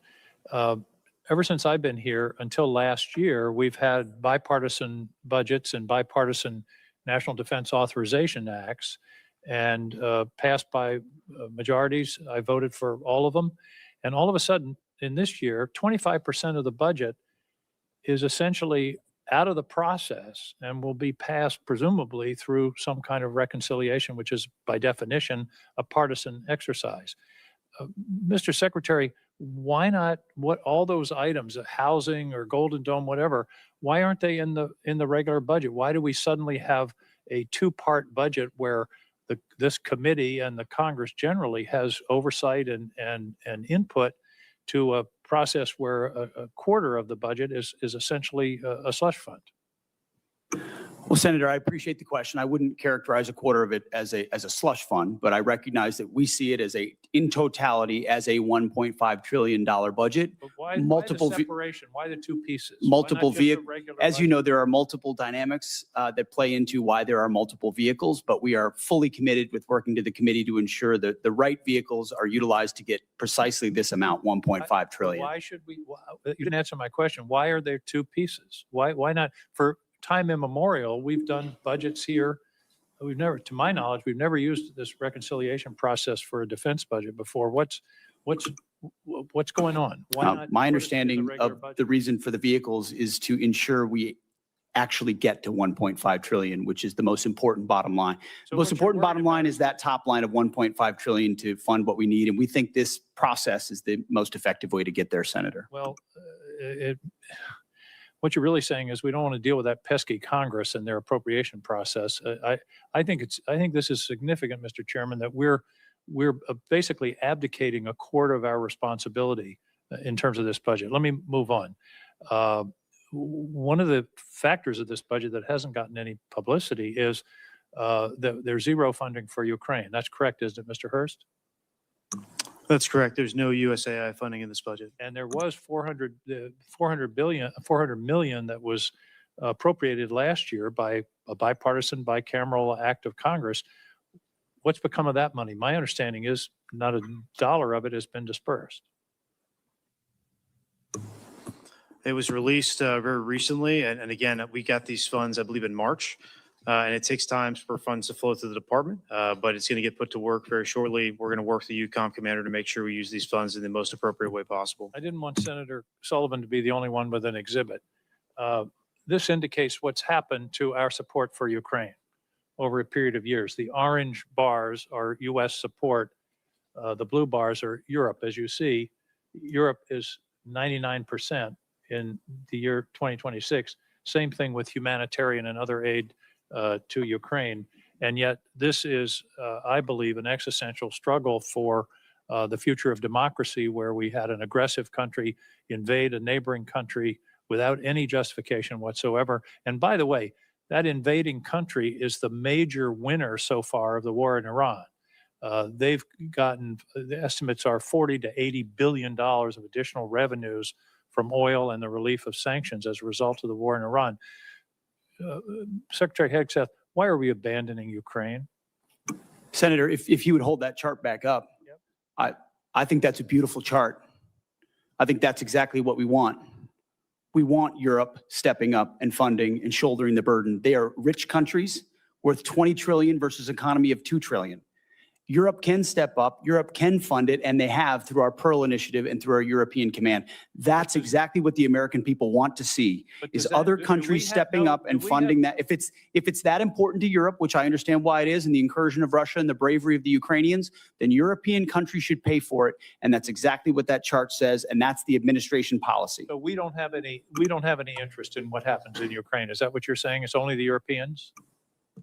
I'm saying the threat is far closer to rich and capable countries in Europe, and they should step up to lead the charge. And that's why that chart is a good thing to see. They have stepped up, but I think the American people should understand that we've stepped back. In fact, stepped back to the point of abandoning. This is a war that never would have happened under President Trump, and he supports ending it through a deal, and he's pursued that.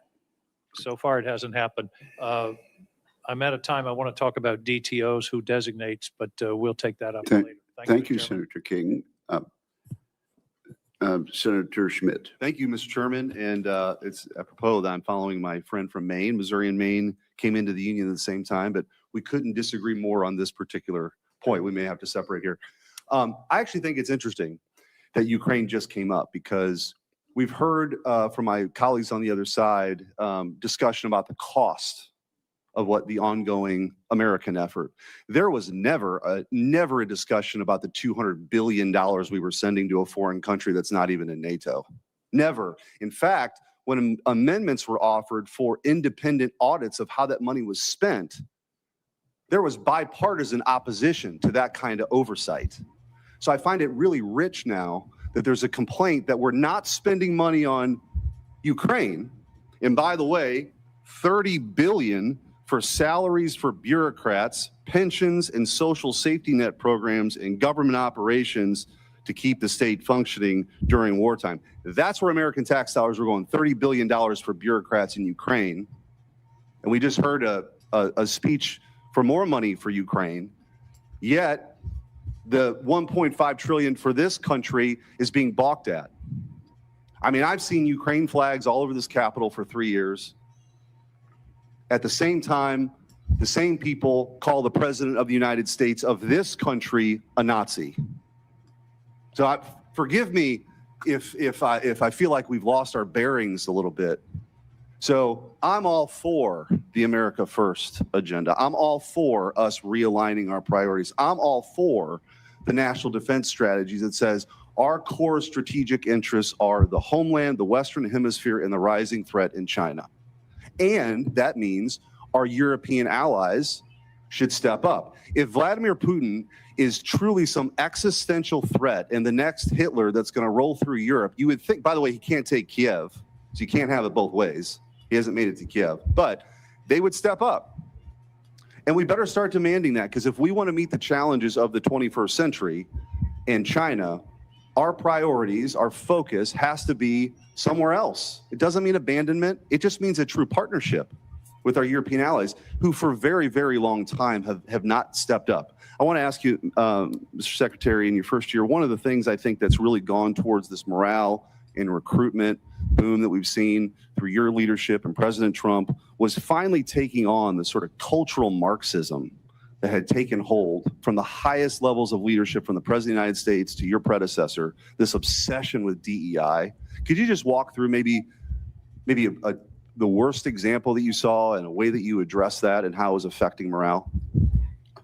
Well, thank you, Senator. First of all, I want to fully associate myself with the first 2.5 minutes of your comments, and I appreciate that perspective very much so. I would note $30 billion for bureaucrats in Ukraine is more than the bill that we've talked about today for a existential and critically important war to ensure that Iran doesn't get a nuclear weapon. That's worth noting. I haven't talked about it as much in these hearings because this is a budget hearing about $1.5 trillion that's historic and significant. But underwriting the change that we've seen in our department was a laser focus on getting back to basics And the key word to that is merit. We had a department that was obsessed with gender, ideology, and race, diversity, equity, and inclusion. In fact, the mantra you would hear dripping from the lips of generals and with a serious look on their face was, "Our diversity is our strength," which is the single dumbest phrase in military history. Of course, our diversity is not our strength. Our unity is our strength, our shared purpose, the flag we wear, and the Constitution we serve to defend. And when you clear that debris away, whether it's Marxist ideologies or social engineering or political correctness or quotas based on gender and diversity, you get the best of the best rising up, regardless of gender, regardless of race, motivated by that environment where merit reigns. It's accountability, standards, lethality, readiness, training, all the debris wiped away.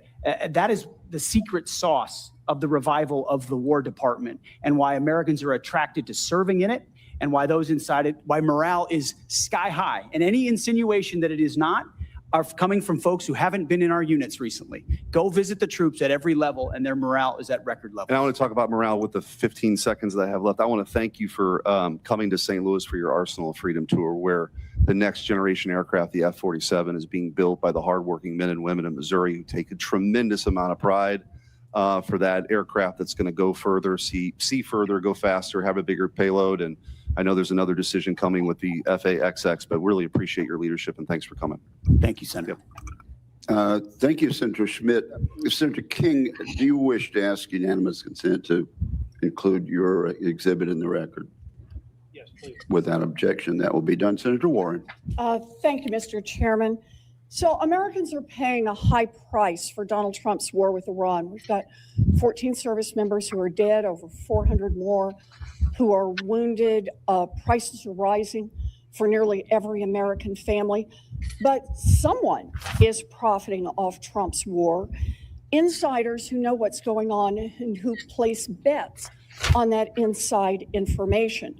On March 23rd, just 14 minutes before Trump unexpectedly posted about, quote, very good. Uh-oh, she finna get him. She finna get him. Good conversations on ending the war, traders suddenly bet $500 million on the price of oil, which, once Trump made his announcement, immediately dropped. It happened again on April 7th, and then again on April 21st, a surge in oil bets, then a Trump post, and then a huge shift in oil prices in just the space of minutes. It looks like insiders have been making out like bandits using secret information about the war.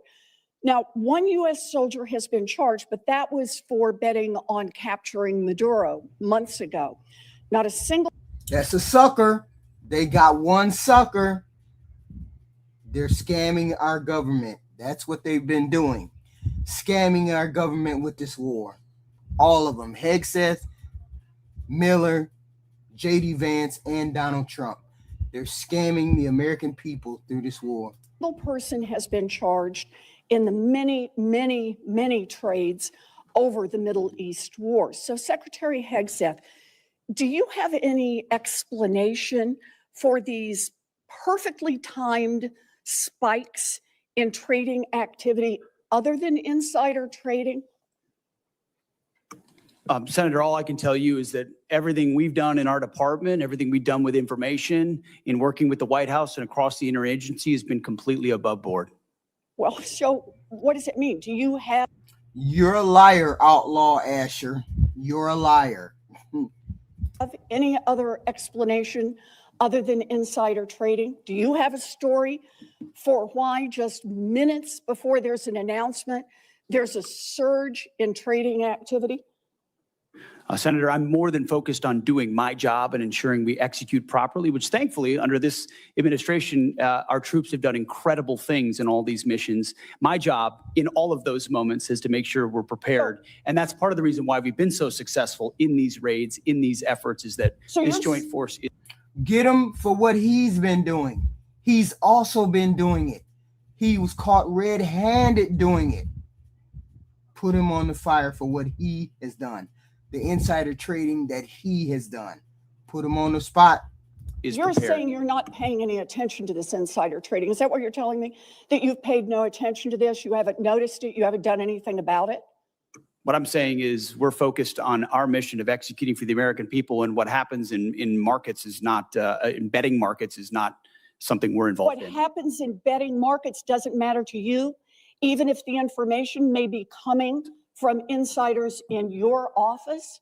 Senator, it's not something we're involved in at all. And of course, we take operational security at every level very seriously. In fact, no one's taken operational security more seriously than us. If you look at what it required to keep secret Midnight Hammer and Operation Maduro, the absolute resolve with Maduro, and the steps we've taken, So, no one's been tighter about Have ensuring you that operational taken security any is steps to ensured. deal with insider trading out of your office? And then that's how you're so goofy, Sunny, sunshine, happy days.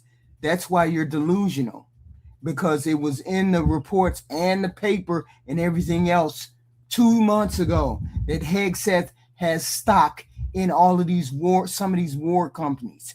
And he's doing insider trading the same way she described it. Go look at the record. Go look at the stuff. Some of y'all just goofy, be saying anything. I mean, we would ensure at every level that Okay. inside information I is take that as a no. properly All safeguarded. right. Well, obviously you're not.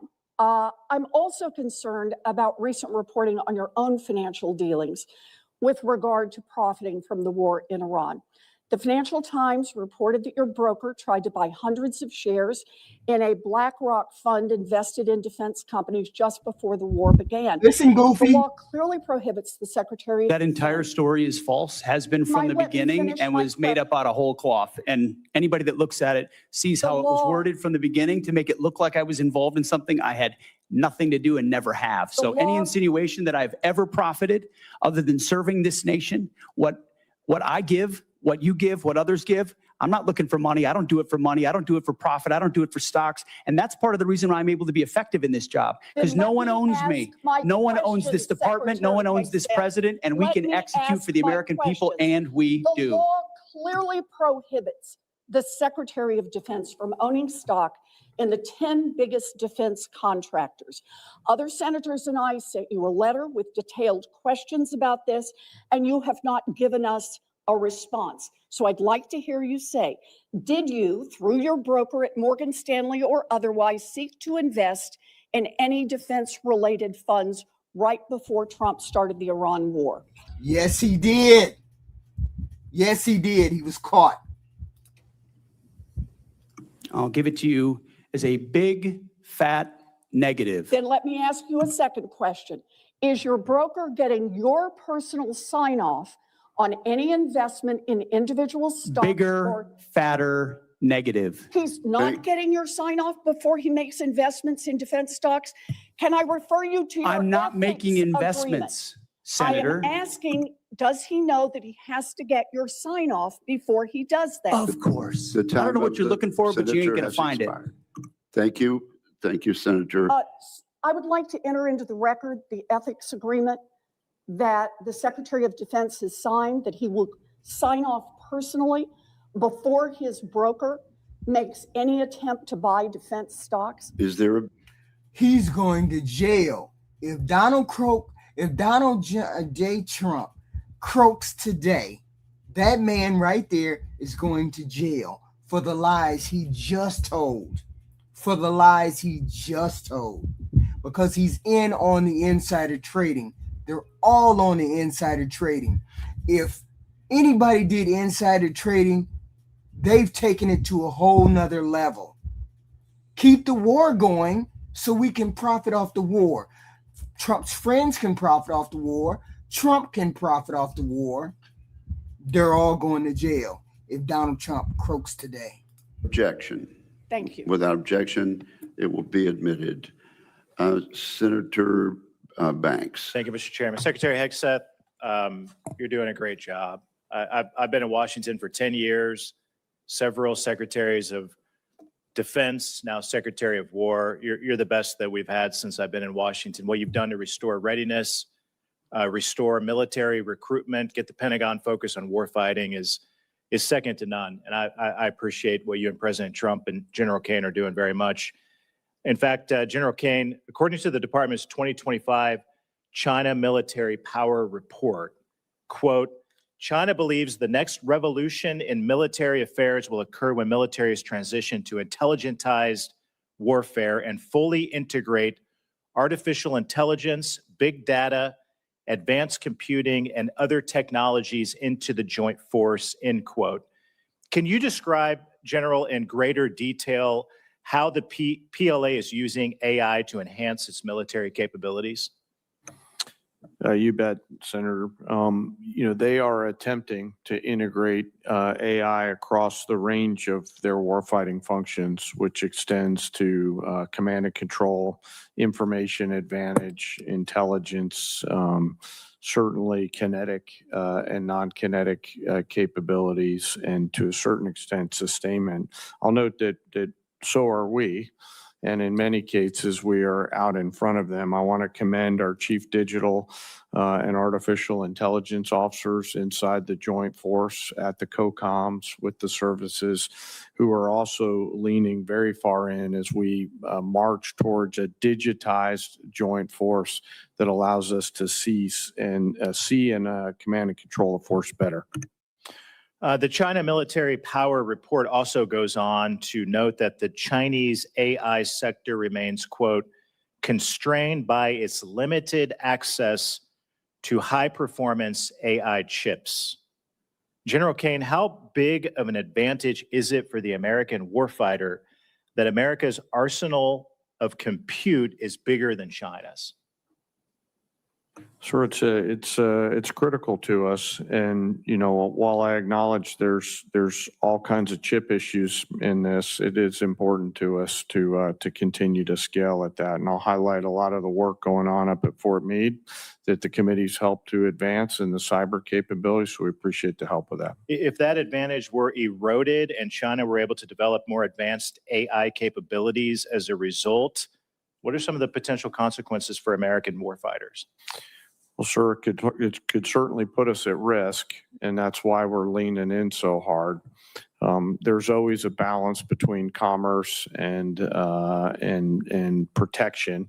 I acknowledge those are policy matters, I think, is what you're starting to get towards. But on a pure military-only standpoint, we would see some defense in depth eroded from that. Secretary Hegseth, do you agree that enhanced Chinese AI capabilities could put American service members at risk? Senator, we absolutely have to stay ahead.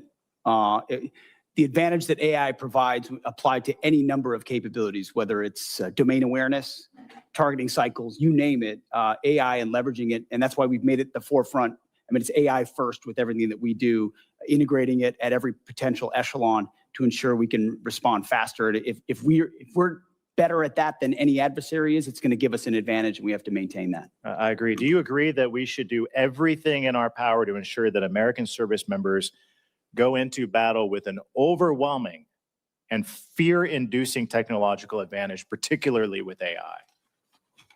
Always. Overwhelming is the goal in every scenario. Earlier this year, the Pentagon issued updated guidelines that prohibit department funds from supporting grants and contracts involving fundamental research collaboration with blacklisted Chinese entities. How important are those restrictions to safeguarding our technological leadership? Have to have them, especially when you look at the power of models and all of those things. If you have connections to entities that could have connections to your adversary, and you can have degradation of your advantage. Again, this is where I appreciate your leadership, Mr. Secretary, which has been second to none. And I know that you will work with Congress to help codify those restrictions and encourage taxpayer dollars to never advance the capabilities of our enemies and our adversaries. I appreciate both of your leadership. We've come a long way in a couple of years from, the night and day difference between the last administration and this administration is apparent to every Hoosier that I talk to. So I appreciate your leadership. I yield back. Thank you very much, Senator Banks. Senator Peters. Thank you, Mr. Chairman, Ranking Member. Gentlemen, welcome to the committee. I appreciate this discussion. I'll just start off. The number one question I get when I'm back home from people is basically very simply, when will this war end? We know the costs are that the American people are paying, both in higher fuel costs, our farmers are paying because of fertilizer cost. We know that the whole world economy is paying a great deal for this war. And basically, as I think that through, and this is what I want to talk to you about, is that we all know that it's a whole lot easier to go to war than it is to get out of war. That's always the tough question. And we've got to figure that out. And there are some folks who've written quite a bit about this. One text on war by Karl von Clausewitz. Mr. Secretary, I'm sure you're familiar with the book.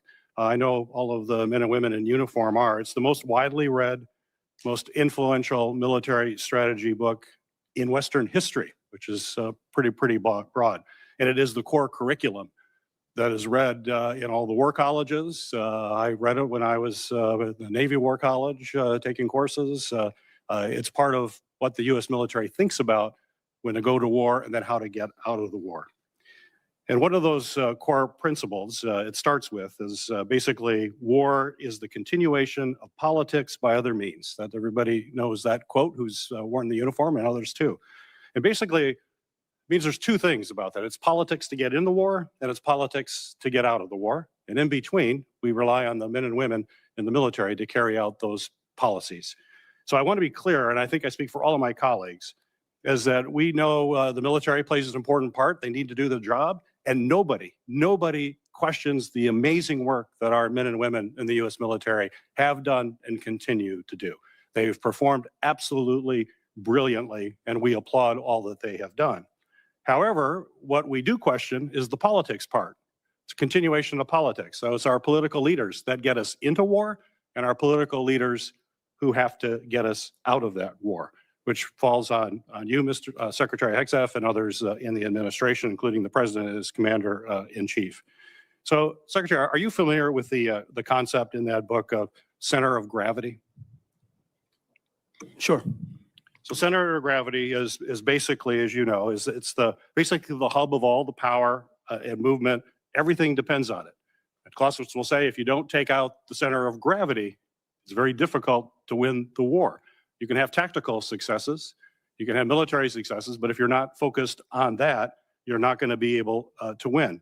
Basically, he talks about military strikes are tactical, and tactical success doesn't necessarily create the political conditions necessary to get the parties to the table to negotiate and get it done. So we've got to focus on that. So my question for you, Mr. Secretary, what is the center of gravity for Iran? Well, the center of gravity, as the president has seen it and as I see it, and he's talked about for 30 years, is their pursuit of a nuclear weapon and what they could do with that in pursuit as an extension of the radical ideology they have professed since the beginning of their revolution. So the prophetic ideology they profess alongside the most dangerous weapon in the world would be the center of gravity of the rationality of this undertaking, which I appreciate it. I'll ask you to elaborate more. I appreciate it. General Kane, you know more about Clausewitz and strategy than I will ever know, including all the folks behind you. What would you consider the center of gravity as defined by Clausewitz in this type of war? Well, sir, you're not going to love this answer, but I hope you'll respect it. War is politics by any other means. Right. And the political side of that necessitates that our political leaders determine what is the center of gravity associated with that. From a military-only perspective, there's a variety of things academically that we could look at for center of gravities, from leadership to will to capabilities to intent. But I'll defer to our political leaders to determine. That's what fine. that is. That's fair. I don't like it. You're right. But I know, and sir. I know you know the answer to that, and you're just not telling me. Well, but I get why you're doing that. My inner But I would marshal. say, other observers say that basically it's not the leader. Usually, if you take out a leader, that doesn't necessarily make the changes. That in Iran's case is probably the Islamic Revolutionary Guard. That's the center of gravity. They're the ones that control the country, and they're very diverse to do that. The Americans' center of gravity is probably our economy and our ability to maintain public opinion support. We already know the public isn't there. We know the impact to our economy. And central to that is the leverage. And I'm running out of time here, but the central of leverage is the Strait of Hormuz. That is bottom line. We have to open that up. We have to take that away from Iran. The fact that we haven't done that yet, and we're 60 days in, we're just now bringing minesweepers from the Pacific in there. We have some unmanned opportunities, but we've got to have the capacity to do that. It was clear, even if there was a plan to keep the straits open, it was not going to be implemented because the assets were not positioned in a place to actually open the straits. If they were, it would have been, we would have seen those happening right now. We're not. So we're missing the point here. The center of gravity is going to be bringing down the government of Iran in a way that they will want to have a peace treaty so we can protect our country from having nuclear weapons pointed our way. But the center of gravity is going to be, in a lot of ways, is going to be focused on what happens on the straits. And Mr. Secretary, we've got to see action a whole lot sooner in the straits. The world community needs it. We're not going to bring this war to an end until we seize control of the straits in a way Which that in opens part them is back why up. we have a blockade that has been impenetrable for the Iranians because they don't have a conventional navy to contest it, which Well, means we control the straits. The time of Senator Peters has expired. Let me observe that I very much appreciate the senator from Michigan suggesting ways in which our effort in Iran could be more successful. I do appreciate that. And let me also observe, Senator Kaine, that civilian control goes back well beyond Marshall. It goes back to George Washington, who was wise enough to resign his commission to the elected membership of the government at that time. Senator Sheehy, you are recognized. I think it's important to note that the objective is not to get out of the war. The objective is to win the war, not to get out of it. And I think we've allowed the narrative to shift so off target here. President Trump did not start this war. We did not start this war. These radical, barbarian, savage clerics who have started killing Americans 47 years ago in a unilateral campaign of terror, murder, treason, kidnapping, torture, had been murdering our countrymen all over this world almost every single year, hijacking airplanes, hijacking cruise liners, taking our embassies, blowing up our embassies, blowing up our barracks, blowing up our ships, capturing our soldiers and murdering them in brutal ways. They started this war. And it would be a lot easier to beat them if we didn't have administrations shoveling hundreds of billions of dollars into their pockets while they're actively fighting our own people. While our own uniformed service members have been fighting this murderous regime, and we have presidents quite literally shipping pallets of cash to pay these terrorists off. It's been a disgrace. It's been an embarrassment to this country for far too long. But back to the point, General Kaine, I have a specific question for you.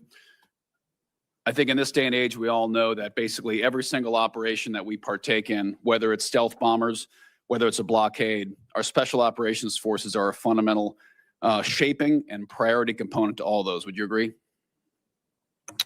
Yes, Senator, I would. And I think for the last about 15 years, the special operations community budget has been largely flat, even adjusted for inflation. And yet continuously we call on those warriors to deliver the impossible. And they pretty much do. We were reminded just a few weeks ago, even after the amazing Maduro raid, when we had to rescue one of our F-15 crewmen, yet again, our community came up and did something that probably most people thought wasn't possible. And they did an amazing job. But we cannot continue to call on a tiny fraction of our military to carry such a heavy load and to have such an op tempo without the appropriate resources. So I'd like to hear your thoughts on how we can not just increase the budget, but make sure we're shaping their budget in a way that ensures that those warriors are getting the direct support for training and sustainment, but also the platforms that they need, from mini submarines to unmanned aircraft, to manned aircraft, and the platforms that are very unique for their mission are furnished and deployed rapidly. So I'd like to talk about the percentage increase of SOCOM's budget, how we affect that, and how fast we can do it. Well, sir, I'll just highlight my gratitude and appreciation for the entirety of the SOCOM Joint Force at Echelon and the work that they do. You know, I'll leave the budget numbers and the increased percentages to my civilian leadership, but echo to your point, the exponential return on whatever investment they give. These are incredible entrepreneurial leaders at every echelon who do great things as the lights dim, as I say that. So hopefully they'll see that as a nod towards them. But I'll defer on the budget allocation numbers to the comptroller, sir. First of all, I want to second completely your opening remarks, and that's certainly our view as well. On the SOCOM budget, I'm gonna say I think we need to increase what's in this budget, and I've heard from multiple people about that. In fact, that if there is a supplemental, I actually just wrote a note to Jay about it. I think SOCOM, given the op tempo, given their direct participation in so many of these historic aspects, SOCOM should be part of that supplemental as well. Makes complete sense. Who's been shouldering a huge part of the burden? Special Operations Command. So whether it's a supplemental or this budget, I fully agree, and I think we need to invest more. Great. And I'd ask that particular care be given the era of beards and guns and kicking indoors, as much fun as that was for all of us. It's coming to a close, and we're going to be going back to our roots as specialized commandos, whether it's undersea, Arctic, airborne operations. And as we all became kind of one joint soft force during GWAT, quite frankly, that was an easier problem to resource for, to budget for, and acquire for. It's going to be a lot harder now when our operators go back to their service corners and needs platform-specific technologies and training. Submersibles, aircraft take years to acquire, years to specify. It's not just buying more ARs and body armor and ammo and sending them downrange. So I think we have to think about the SOCOM budget a little differently than we have for the last 25 years and make sure we're programming in a way that it's sustained and is protected. Thank you. Thank you, Senator Schmidt, for that insightful exchange. Senator Kelly. Thank you, Mr. Chairman. Gentlemen, thank you for being here. Secretary Hegseth, safe to say that our weapons like SM-3s, Tomahawks, Patriot missiles have capabilities that are unmatched. That's why they cost a lot, take a long time to produce. Your budget requests $31.8 billion to expand production capacity for critical missile stockpiles. Is that correct? 31.8? I'm looking at $53 billion for munitions acceleration over 14 critical munitions, of which the ones you listed are a part. Okay, so I believe more 53. than that. Yes, sir. More than 20 billion more. So we've been working together to grow the industrial base because we're all worried about how our stockpiles would hold up in a conflict against China. Since the start of this war, you've made it a point to highlight the number of strikes the U.S. military is carrying out, citing that more than 13,000 targets had been struck as of April 8th. On March 2nd, you said, and this is a quote, "This was a massive, overwhelming attack across all domains of warfare, striking more than 1,000 targets in the first 24 hours. On March 10th, you said, "Yet again, our most intense day of strikes inside of Iran." On April 6th, you said, and this is another quote, "The largest volume of strikes since day one of this operation." Your department has released video after video of things blowing up. None of us doubt the strength of the U.S. military and their ability to do hard things. I understand that better than anybody. The questions we should be asking and answering are, what does this cost us and what does it achieve for the American people? Many of these strikes use our best weapons, and we're using a lot of them. And a lot of interceptors. Open source reporting has estimated that the military has used an outrageous number of Patriots. I'm not even going to say the numbers, but a lot of Patriots, a lot of THAAD rounds, JASSM-ER, Tomahawks, very expensive, exquisite. We can't make these munitions overnight, and it's clear from your budget request that you know that. Can you tell us how many years specifically is it going to take to replace these systems? Senator, thank you for the question. I would defer to the comptroller on the amount because I think it's a lot higher than 53. If you look at long-range fires, JASSMs, LRASMs, Tomahawks, we're looking at $238 billion. Okay, we're looking at $40 billion for hypersonic. So I actually think it's closer to $330 billion in munitions. Okay, how many years to replenish? That's the question. I think that's exactly the right question too, Senator, because the time frame we were existing under was unacceptable. Okay, well, and what this budget does, months and years, fast. Years. We're building new plants in real time. So that just to will replace what we have 2x, expended, I said months. and then you said years. Both, it depends on the weapon system, but 2 to 3, 4x of what we have today. So Okay. yes, we're dealing with a reality under the previous administration of what they sent to Ukraine and what they allocated Okay, elsewhere. I got it. So And we we're fired rapidly doing it years quickly. worth of munitions. And it is clear that these are being expended to try to achieve some objectives. That was the plan. But, Mr. Secretary, this war is stuck. The Strait of Hormuz is closed. The Iranian regime is in place. The nuclear material still in their hands. Americans are being crushed by higher costs. And it's not clear to them at all what the goal of this war is. So, I've got about a minute, and I want to go to another topic. I saw your hearing yesterday, and I'm going to give you one more chance to address a question here.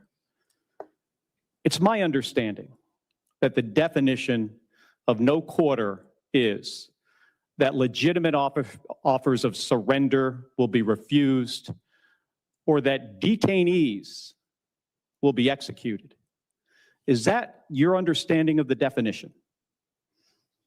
The only entity that would kill detainees or target civilians is the Iranians, and they're the ones being crushed. So It's the you- Iranian military and their military The capabilities. question So is, do I you disagree completely understand? with your articulation. No, do you understand the definition that I just read you? Because that's the definition from your department's law of war manual. Is that your understanding? And I'm gonna just get to the point here. We fight to win and we follow the law, Senator. Okay, so your quote was, "We will keep pushing, keep advancing, no quarter, no mercy for our enemies." And yesterday, you did not clarify whether you stand by this statement. So I'm going to give you another opportunity to clarify if that is what you meant. Do you stand by that statement you made on March 13th? We have untied the hands of our warfighters.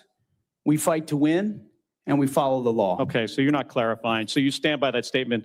So you're the Well- Secretary of Defense. The things you say matter.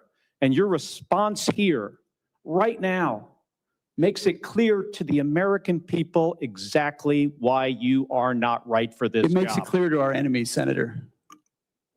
Thank you, Mr. Chairman. Thank you. Senator Sheehy has left the room, but it's been whispered to me that I just referred to him in the last exchanges, Senator Schmidt. I don't know if he considered that a compliment or an insult, but I do correct that for the record. Senator Slotkin, I think you were next. Thank you. Gentlemen, you're here to ask for $1.5 trillion, 40% more than what we gave you last year, $1 trillion. And I agree with the chairman of this committee that the world has never been more dangerous and complicated. And regardless of whether we disagree on the reasons for getting into this war, I think we can all agree that we want our military to come out of it safely and successfully and as soon as feasible. The military has taken, the administration has taken military action in 10 different places in the world in 15 months, more than any president in U.S. history. I think President. And that right there alone should put them on the chopping block to be court-martialed and to impeach. That right there alone. They've taken us to war or places of war in the last 15 months, at least 7 or 8 places. They should all be, including some of those Republicans, be impeached. Trump has really become a foreign policy president. And many of those operations, were on the news for a couple of days, but then the American public didn't feel them. And I think the difference with this war with Iran is that the American public is feeling it in their pocketbooks. Gas in Michigan is $4.99 today. The cost of fertilizer, of airline tickets, things that are real to people. Secretary Hegseth, the president said that you were most keen on this war. He said that you were the most gung-ho about it. I I think despite us all wanting to come out of this successfully, it is hard to miss that we are at the stalemate, that we don't control the Strait of Hormuz because shipping is not getting through. And we can block what they're trying to get through, but nothing is moving and it's costing the American public. And I think that's a fundamentally different moment than the rest of the military action we've taken. Even in like Middle East 101 class, we used to talk about and run war games on the Strait of Hormuz. It's a strategic geography that the Iranians have. And I think it's just concerning to me that we can try and tell the American people that it's going great and we're killing it, but until the Strait of Hormuz is open, I don't think we can credibly say that with any seriousness. Y'all know we losing this war, right? Y'all understand that we're losing this war. We've lost ground in this war. As long as Iran has control of the strait, we are losing this war. Y'all do know this, right?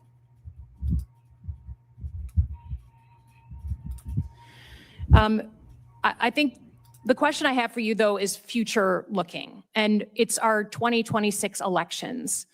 The president has been very clear. He said in the State of the Union that essentially if his side doesn't win, then the election was rigged. He said that before the 2020 election. He's asked for voter rolls for 29 different states. He just asked for Detroit's votes or ballots. And we know that in 2020, he wrote an executive order that he didn't sign that said to the U.S. military, to the Secretary of Defense, you should go and seize ballots and voting machines. A few months ago, he said that he regretted that he didn't sign that executive order.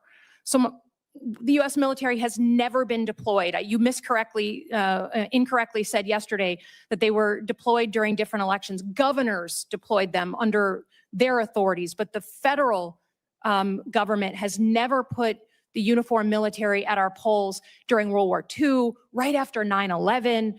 We've never had to do that. So Secretary Hegseth, if the president, who regrets not signing that executive order to the then SecDef in 2020, asks you to seize ballots or voting machines in states during the 2026 election, will you stand up for the Constitution and say no, or will you salute and do his bidding?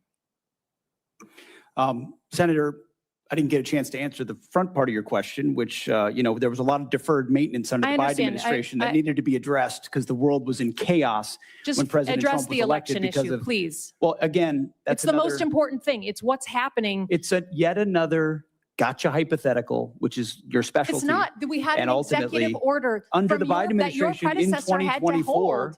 It's not a hypothetical. I refuse to accept. You give that answer all the time. You and I have done this dance before. Get over it, okay? In 2020, he's the president, your boss, the guy you're performing for right now, told the journalists this year that he wished he signed that executive order to your predecessor. And your predecessor said publicly, thank God, we didn't actually go forward with it. What are you going to do? You're the guy here in the seat. It's not hypothetical. Tell the American people, will you deploy the uniformed military to our polls to collect voter rolls or machines? Are you accusing me of performing? Because you're performing for cable news right now. But just Mr. answer the Secretary, question. we have It's a hypothetical. By the way, in 2024, under the Biden administration, 15 states did deploy Under troops to their polling governor's stations. authority, when their governors asked What for did Joe it, Biden say that's about that? fundamentally, I don't think anything, because he needed them for cybersecurity and for COVID. Trump did it too under Trump, but it was not the federal decision. It was those governors of the states under their authorities, okay? It's never been done in our history. Please stand up for the Constitution. Do not send uniformed military to our polls. Do you have a response to that portion of the question, Mr. Secretary? I've never been ordered to do anything illegal, and I won't. That Thank you goes without saying. Thank you for the answer. Senator Duckworth, you're now recognized. Thank you, Mr. Chairman. Despite his campaign promise of no new wars, President Trump has been obsessed with using the military any chance he gets, from deploying troops to American cities, to propping up Maduro's chosen #2 in Venezuela, to an endless war of boat strikes in the Caribbean Sea, and now in an illegal war with Iran, where hundreds of thousands of our troops are in harm's way every day with no exit strategy in sight. This administration hides bad policy behind the exceptional military operations and the valor of our uniformed personnel. I've long said Iran is a malign actor, but a responsible administration would have managed this short of conflict instead of starting a war of choice. There was no imminent threat to the United States or our troops. The military was not the most effective tool to get Iran to capitulate, as we're already seeing too clearly now. And using force has made Americans in the Middle East less safe while spiking costs for Americans here at home, all to the tune of 14 service members dead, hundreds wounded, billions of taxpayer dollars, and untold costs to our military readiness.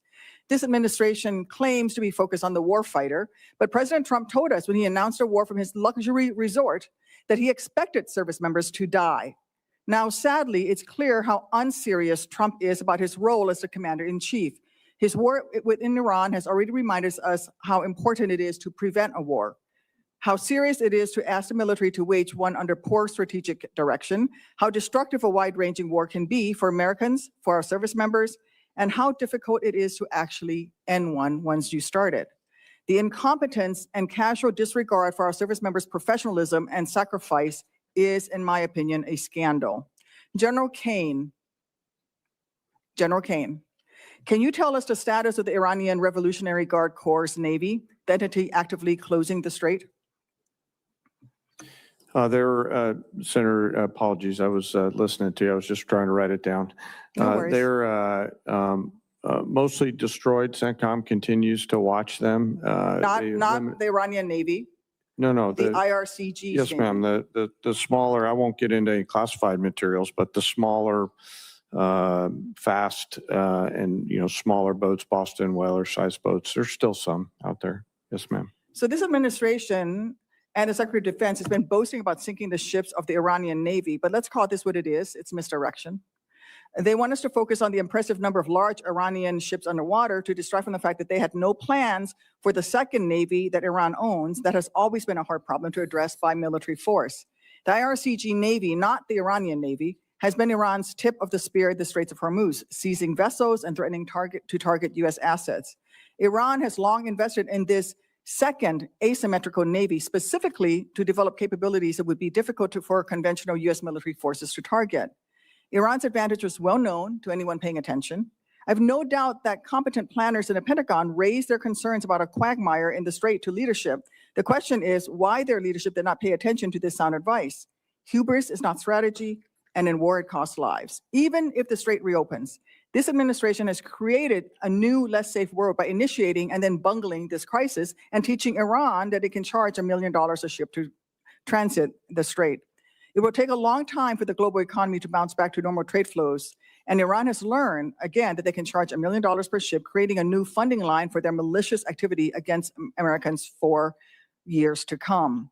And in the Indo-Pacific, I don't doubt that if the worst day comes, our military will step up to challenge and defend Americans and our interests with military force. But will they be asked to lay down their lives unnecessarily just because the White House was unready and incapable of preventing a crisis boiling over into a war in the Indo-Pacific? General Kane, do you agree that the military would benefit from significant intra-agency planning by the Department of Defense on actions short of war that can be taken if a crisis occurs? Ma'am, I appreciate that question, you highlighting the importance of that. And we have really great relationships now on the joint staff with the interagency. I think our relationship in particular, I'll just pick CIA, I think it's the best it's ever been. We're really working hard to find the best of Title 10 capabilities plus the best of Title 50 to ensure that we deliver really entrepreneurial options for our national policymakers to do what you're talking about, Senator. All right. But I am concerned because during the recent NDS hearing, I laid out the very real ways that a crisis in just one of the dozens of flashpoints in the Indo-Pacific could be devastating for our service members, Americans, and our American economy. But since then, this administration has only further diminished DOD's ability to prepare for these crises. In fact, as many as 1/3 of the assets in the Middle East are originally meant to be in the Indo-Pacific. This war of choice is draining our military resources. We need leaders who do everything they can to ensure warfighters only fight when they have to, not because of one man's whims and a lack of bravery among the yes men he surrounds himself with. They all clowns. They all reading. They're all trying to grandstand. All of these people are clowns in there. The Republicans are just bigger clowns as of today. Trump has made the Republicans the bigger clown. They all can be clowns, but the Trumps today and this year and the past 2 years have been Trump's minions. I thank you for your service, General, and I continue to look forward to working with you. Thank you, Senator Duckworth. Senator Rosen. Thank you, Mr. Chairman. Thank you, Ranking Member Reed. Thank you, General, for your service. Before I begin my questions for Secretary Hegseth, I have one brief important question for General Kane. General, as you've acknowledged at your confirmation hearing, service members who served at locations which another U.S. government agency deems contaminated, like the Nevada Test and Training Range, should have the same presumption of radiation exposure as DOE employees who served alongside them. But we also must ensure that DOD provides the VA with the records proving that these individuals served there. So this is a problem that DOD has the power to solve. I know we've discussed this. So General Kane, will you commit to ensuring parity for DOD personnel who served in locations that the U.S. government has already deemed contaminated, identifying those who served in such locations, and providing documentation of that service to the VA so that they can receive the veterans benefits that they have earned? You bet, ma'am. And I'm, since our last time together on this, we've continued to chip away at removing or figuring out how to get past that one particular blocking in that record so that that data flows normally. And I'm committed to trying to solve that for those leaders and teammates who are out there at that site. Thank you. We'll look forward to continue to work with you on that. So Secretary Hegseth, I want to talk a little bit about AI. Because of course, our service members deserve every advantage we can give them. So I just want you to help me understand this. In February, on the eve of Operation Epic Fury, you publicly designated Anthropic as a supply chain risk. However, this week, it's been reported that the White House is now helping agencies get around this decision to access Anthropic's technology. So the administration cannot credibly make both claims simultaneously. So before I ask you about the inconsistency, I just want you to reconfirm what it is you plan to use this technology for. It's been publicly reported that the decision to label Anthropic a national security risk was influenced by your personal and very public contract dispute with Anthropic when the company said that its technology could not be used for fully autonomous weapons targeting or mass surveillance of Americans. So following up on your response to Senator Rounds earlier, can you confirm whether or not there will always be a human in the loop when AI is used for lethal targeting decisions? Well, first of all, on Anthropic, they would not agree to our terms of service. That would be like Boeing giving us airplanes and telling us who we can shoot at. This is not. So this they is were- not just about Anthropic, though. This I is just want about, to be clear. And also, And that's Anthropic fine. is run by an ideological lunatic who So shouldn't have but that's not my sole question. My question is AI writ decision-making over large. what we do. Writ large. We follow the law, Should Senator. AI, will you confirm, you said this to Senator Rounds earlier, so I'm just asking for you to We recommit. follow the law, but we don't have to sign a different terms of agreement with That's not, with this Anthropic. is not the question. This is not about Anthropic. This is just an example. I want you to confirm that whether or not there will always be a human in the loop when AI is used in the kill chain for lethal targeting decisions. Will there always be a human in a loop, or will AI make the decision? You said this to, what? We follow the law and humans make decisions. So you will confirm what you said to Senator Rounds, that a human will always be in the loop when AI is used. Which is why that's part of our terms of service anyway. You know, It's how we operate. all I want to say is this. There is a DOD directive, 3000.09, which mandates that autonomous and semi-autonomous weapon systems be designed to allow commanders and operators to exercise appropriate levels of human judgment over use of force. That is in the DOD That's why we follow directive. the law, Senator. So the answer is yes, Mr. Secretary. The answer is we follow the law. Absolutely. I think this is more important than following the law. I think that people want to know that AI isn't going to make lethal decisions, and it is critically AI important. is not making lethal decisions. That's what we want to hear. We're going to follow. Now, how hard was it for him to say they not going to be making lethal decisions? How hard was that? He was just up there trying to give them a hard time, which tells me he's unserious about anything. He's already a retard. But to come up there and then argue about a simple answer that he could have gave, AI is not going to be making the major decisions. That's it. Just dumb on different levels. Just dumb. On that one. I have just a few seconds left, but you keep doubling down on this phrase, Mr. Secretary. You compare journalists, you compare us, you compare so many to Pharisees. Pharisees. It's a problematic and historically weaponized term that casts Jewish communities as hypocritical or morally corrupt. You doubled down again and said it. Words matter. Words matter. What you choose to say, how we choose to say it. How do you justify using this language as Secretary of Defense? Words matter. It's a historically hurtful term. Why do you continue to use it? And what actions are you taking to prevent rhetoric like this from permeating throughout the department that is going to target specific groups or individuals of people based on their religion? Senator, I feel like it's a pretty accurate term for folks who don't see the plank in their own eye and always want to see what's wrong with an operation as opposed to the historic success of preventing Iran from getting a nuclear weapon. So I stand by it. You stand by calling people Pharisees. Sir, I cannot stand for that. That is wrong. It is not respectful to people. And I expect anyone who is in leadership in our country to be respectful and use respectful terms and not be an anti-Semite. Thank you, Senator Rosen.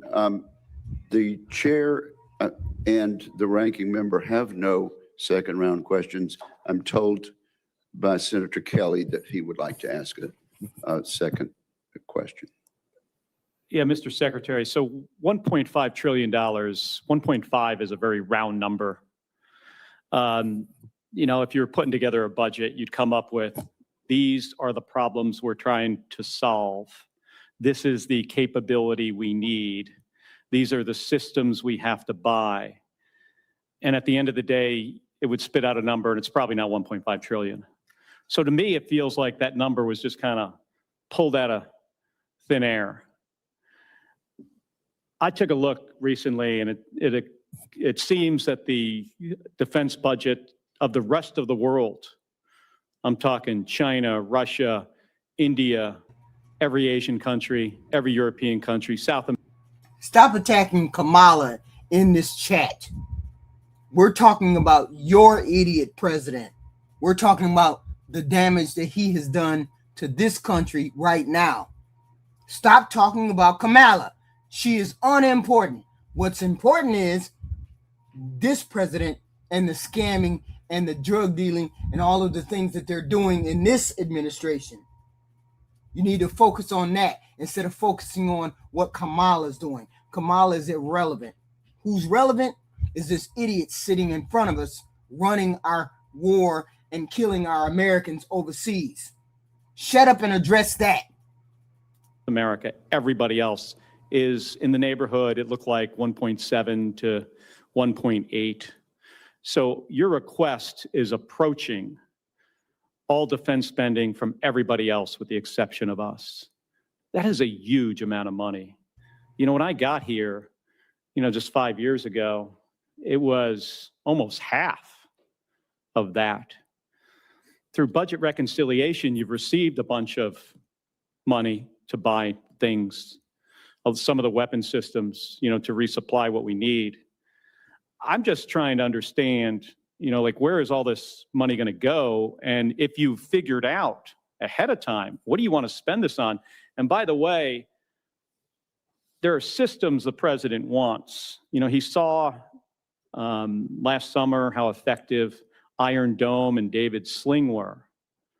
And because of that, the president decided we're going to build our own version. We're going to call it Golden Dome because the president likes the color gold. We've seen that, see it in the Oval Office. We're going to call it Golden Dome, and it might cost somewhere between $500 billion and $1 trillion. I've heard those estimates. By the way, on that problem, I know a little bit about intercepting stuff in space. It's really hard.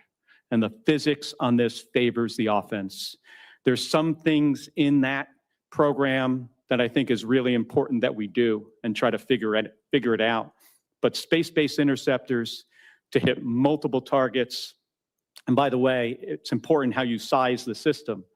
So I'm trying to understand, Mr. Secretary, what kind of detail did you guys, did you work out like a detailed plan, and at the end of the day, it came out, oh, it just happens to come out to be $1.5 trillion? Senator, the exact amount is actually $1.535 trillion, and it was a product of a highly rigorous process throughout our department, from COCOM commanders to the services, with our comptroller, with our deputy secretary, with the chairman and myself, to ensure the budget reflects the realities of the world we live in and the capabilities we're going to need. And that's why there's $65 billion for shipbuilding, $120 billion for the defense industrial base, $331 billion for munitions, $44 billion for quality of life, $71 billion on our nuclear DIB. You name it, we're investing in it. And the biggest reason for it is the underinvestment of the Biden administration. I mean, what they spent on defense, the continuing resolutions and others, undercut the buildup that President Trump had created. So yes, we're doing a lot of deferred maintenance here around the world and in our department. And this budget reflects it. And it's a commitment, a generational commitment to the security of the American people. And if the rest of the world won't spend on their defense, that's their fault. The American Department of War will invest properly to defend the American people. And that's what this budget I've always been stands for. supportive of defense spending in my entire time here. And after 25 years in the Navy, I want to make sure our folks have what they need. I think you should go back and take a look and see if there are places where we are making investments that we actually don't need. There are some systems out there.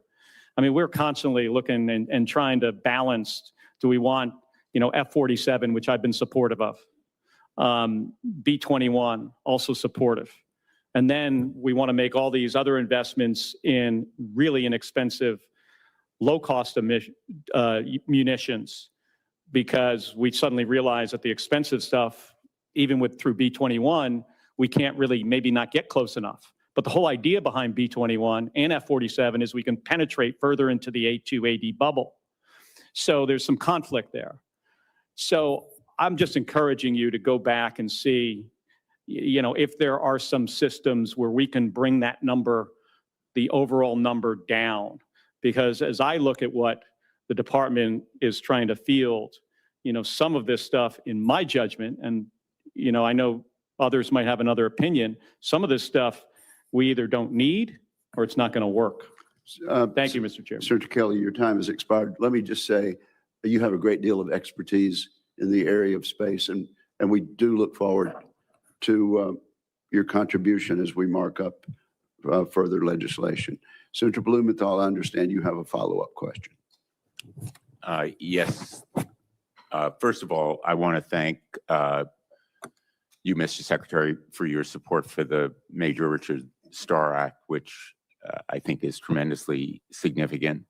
I'm committed to getting it done as soon as possible, at least before Veterans Day, and I look forward to your help in accomplishing that goal. But I want to thank you for your support. I'm sure the veterans of America are grateful for the prospective victory there.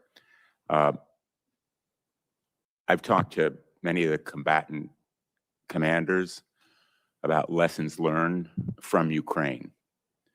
And I think that there is unanimity on the point that there is a lot to be learned, not only about what the Russians are doing, but what other adversaries could do as well. General Kane, Chairman Kane, would you agree that there are lessons to be learned from Ukraine?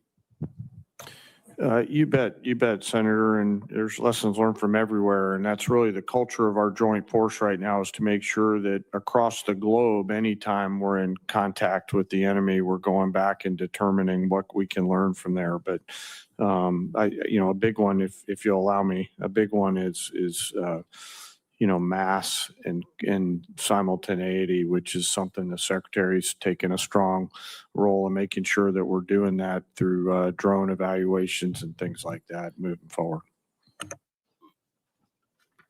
Following up on a question that I asked earlier, my last question, the President said yesterday that his view is, after his conversation with Vladimir Putin, that Ukraine has been, quote, militarily defeated. In your professional judgment, has Ukraine been militarily defeated?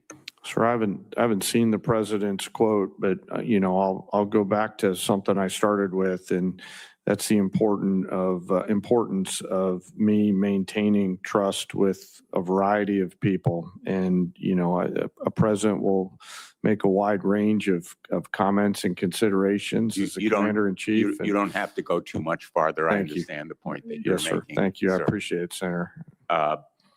In my view, Ukraine has not only not been militarily defeated, but the point that I was trying to make in the last exchange with the secretary, there's a false narrative based on my last visit to Ukraine, which was my 9th, my conversation not only with President Zelensky, but with our own military on the ground, as well as our intelligence community. In fact, Ukraine arguably is winning. There is this false narrative, Russia's winning. Putin wants that false narrative to be our official narrative. I'm not putting words in your mouth, and you don't have to respond. I understand your reasons for not responding, but the American people should know that the President of the United States is undermining our security because Ukraine is holding the line against Vladimir Putin, who will keep going against Moldova, which I also visited on my last trip, against our NATO allies. And we still have an obligation under Article 5 to come to their defense, just as they did after 9/11, as King Charles so eloquently reminded us. And my view is, and this observation is hardly novel, that China is watching what we're doing in Ukraine. Would you agree? Sir, I'd agree that China's watching everywhere and carefully thinking about what their force posture and approach will be. And I think they're learning a variety of things, to include the tenacity and grit of the joint force around the things that we've been ordered to do over the last year. But if they see weakness in our response to Russia in Ukraine, that will affect the deterrence of their possibly moving against one of our allies or partners in the Far East. Let me finally ask Mr. Hurst, your estimate of $25 billion, would you share with us what that estimate is based on?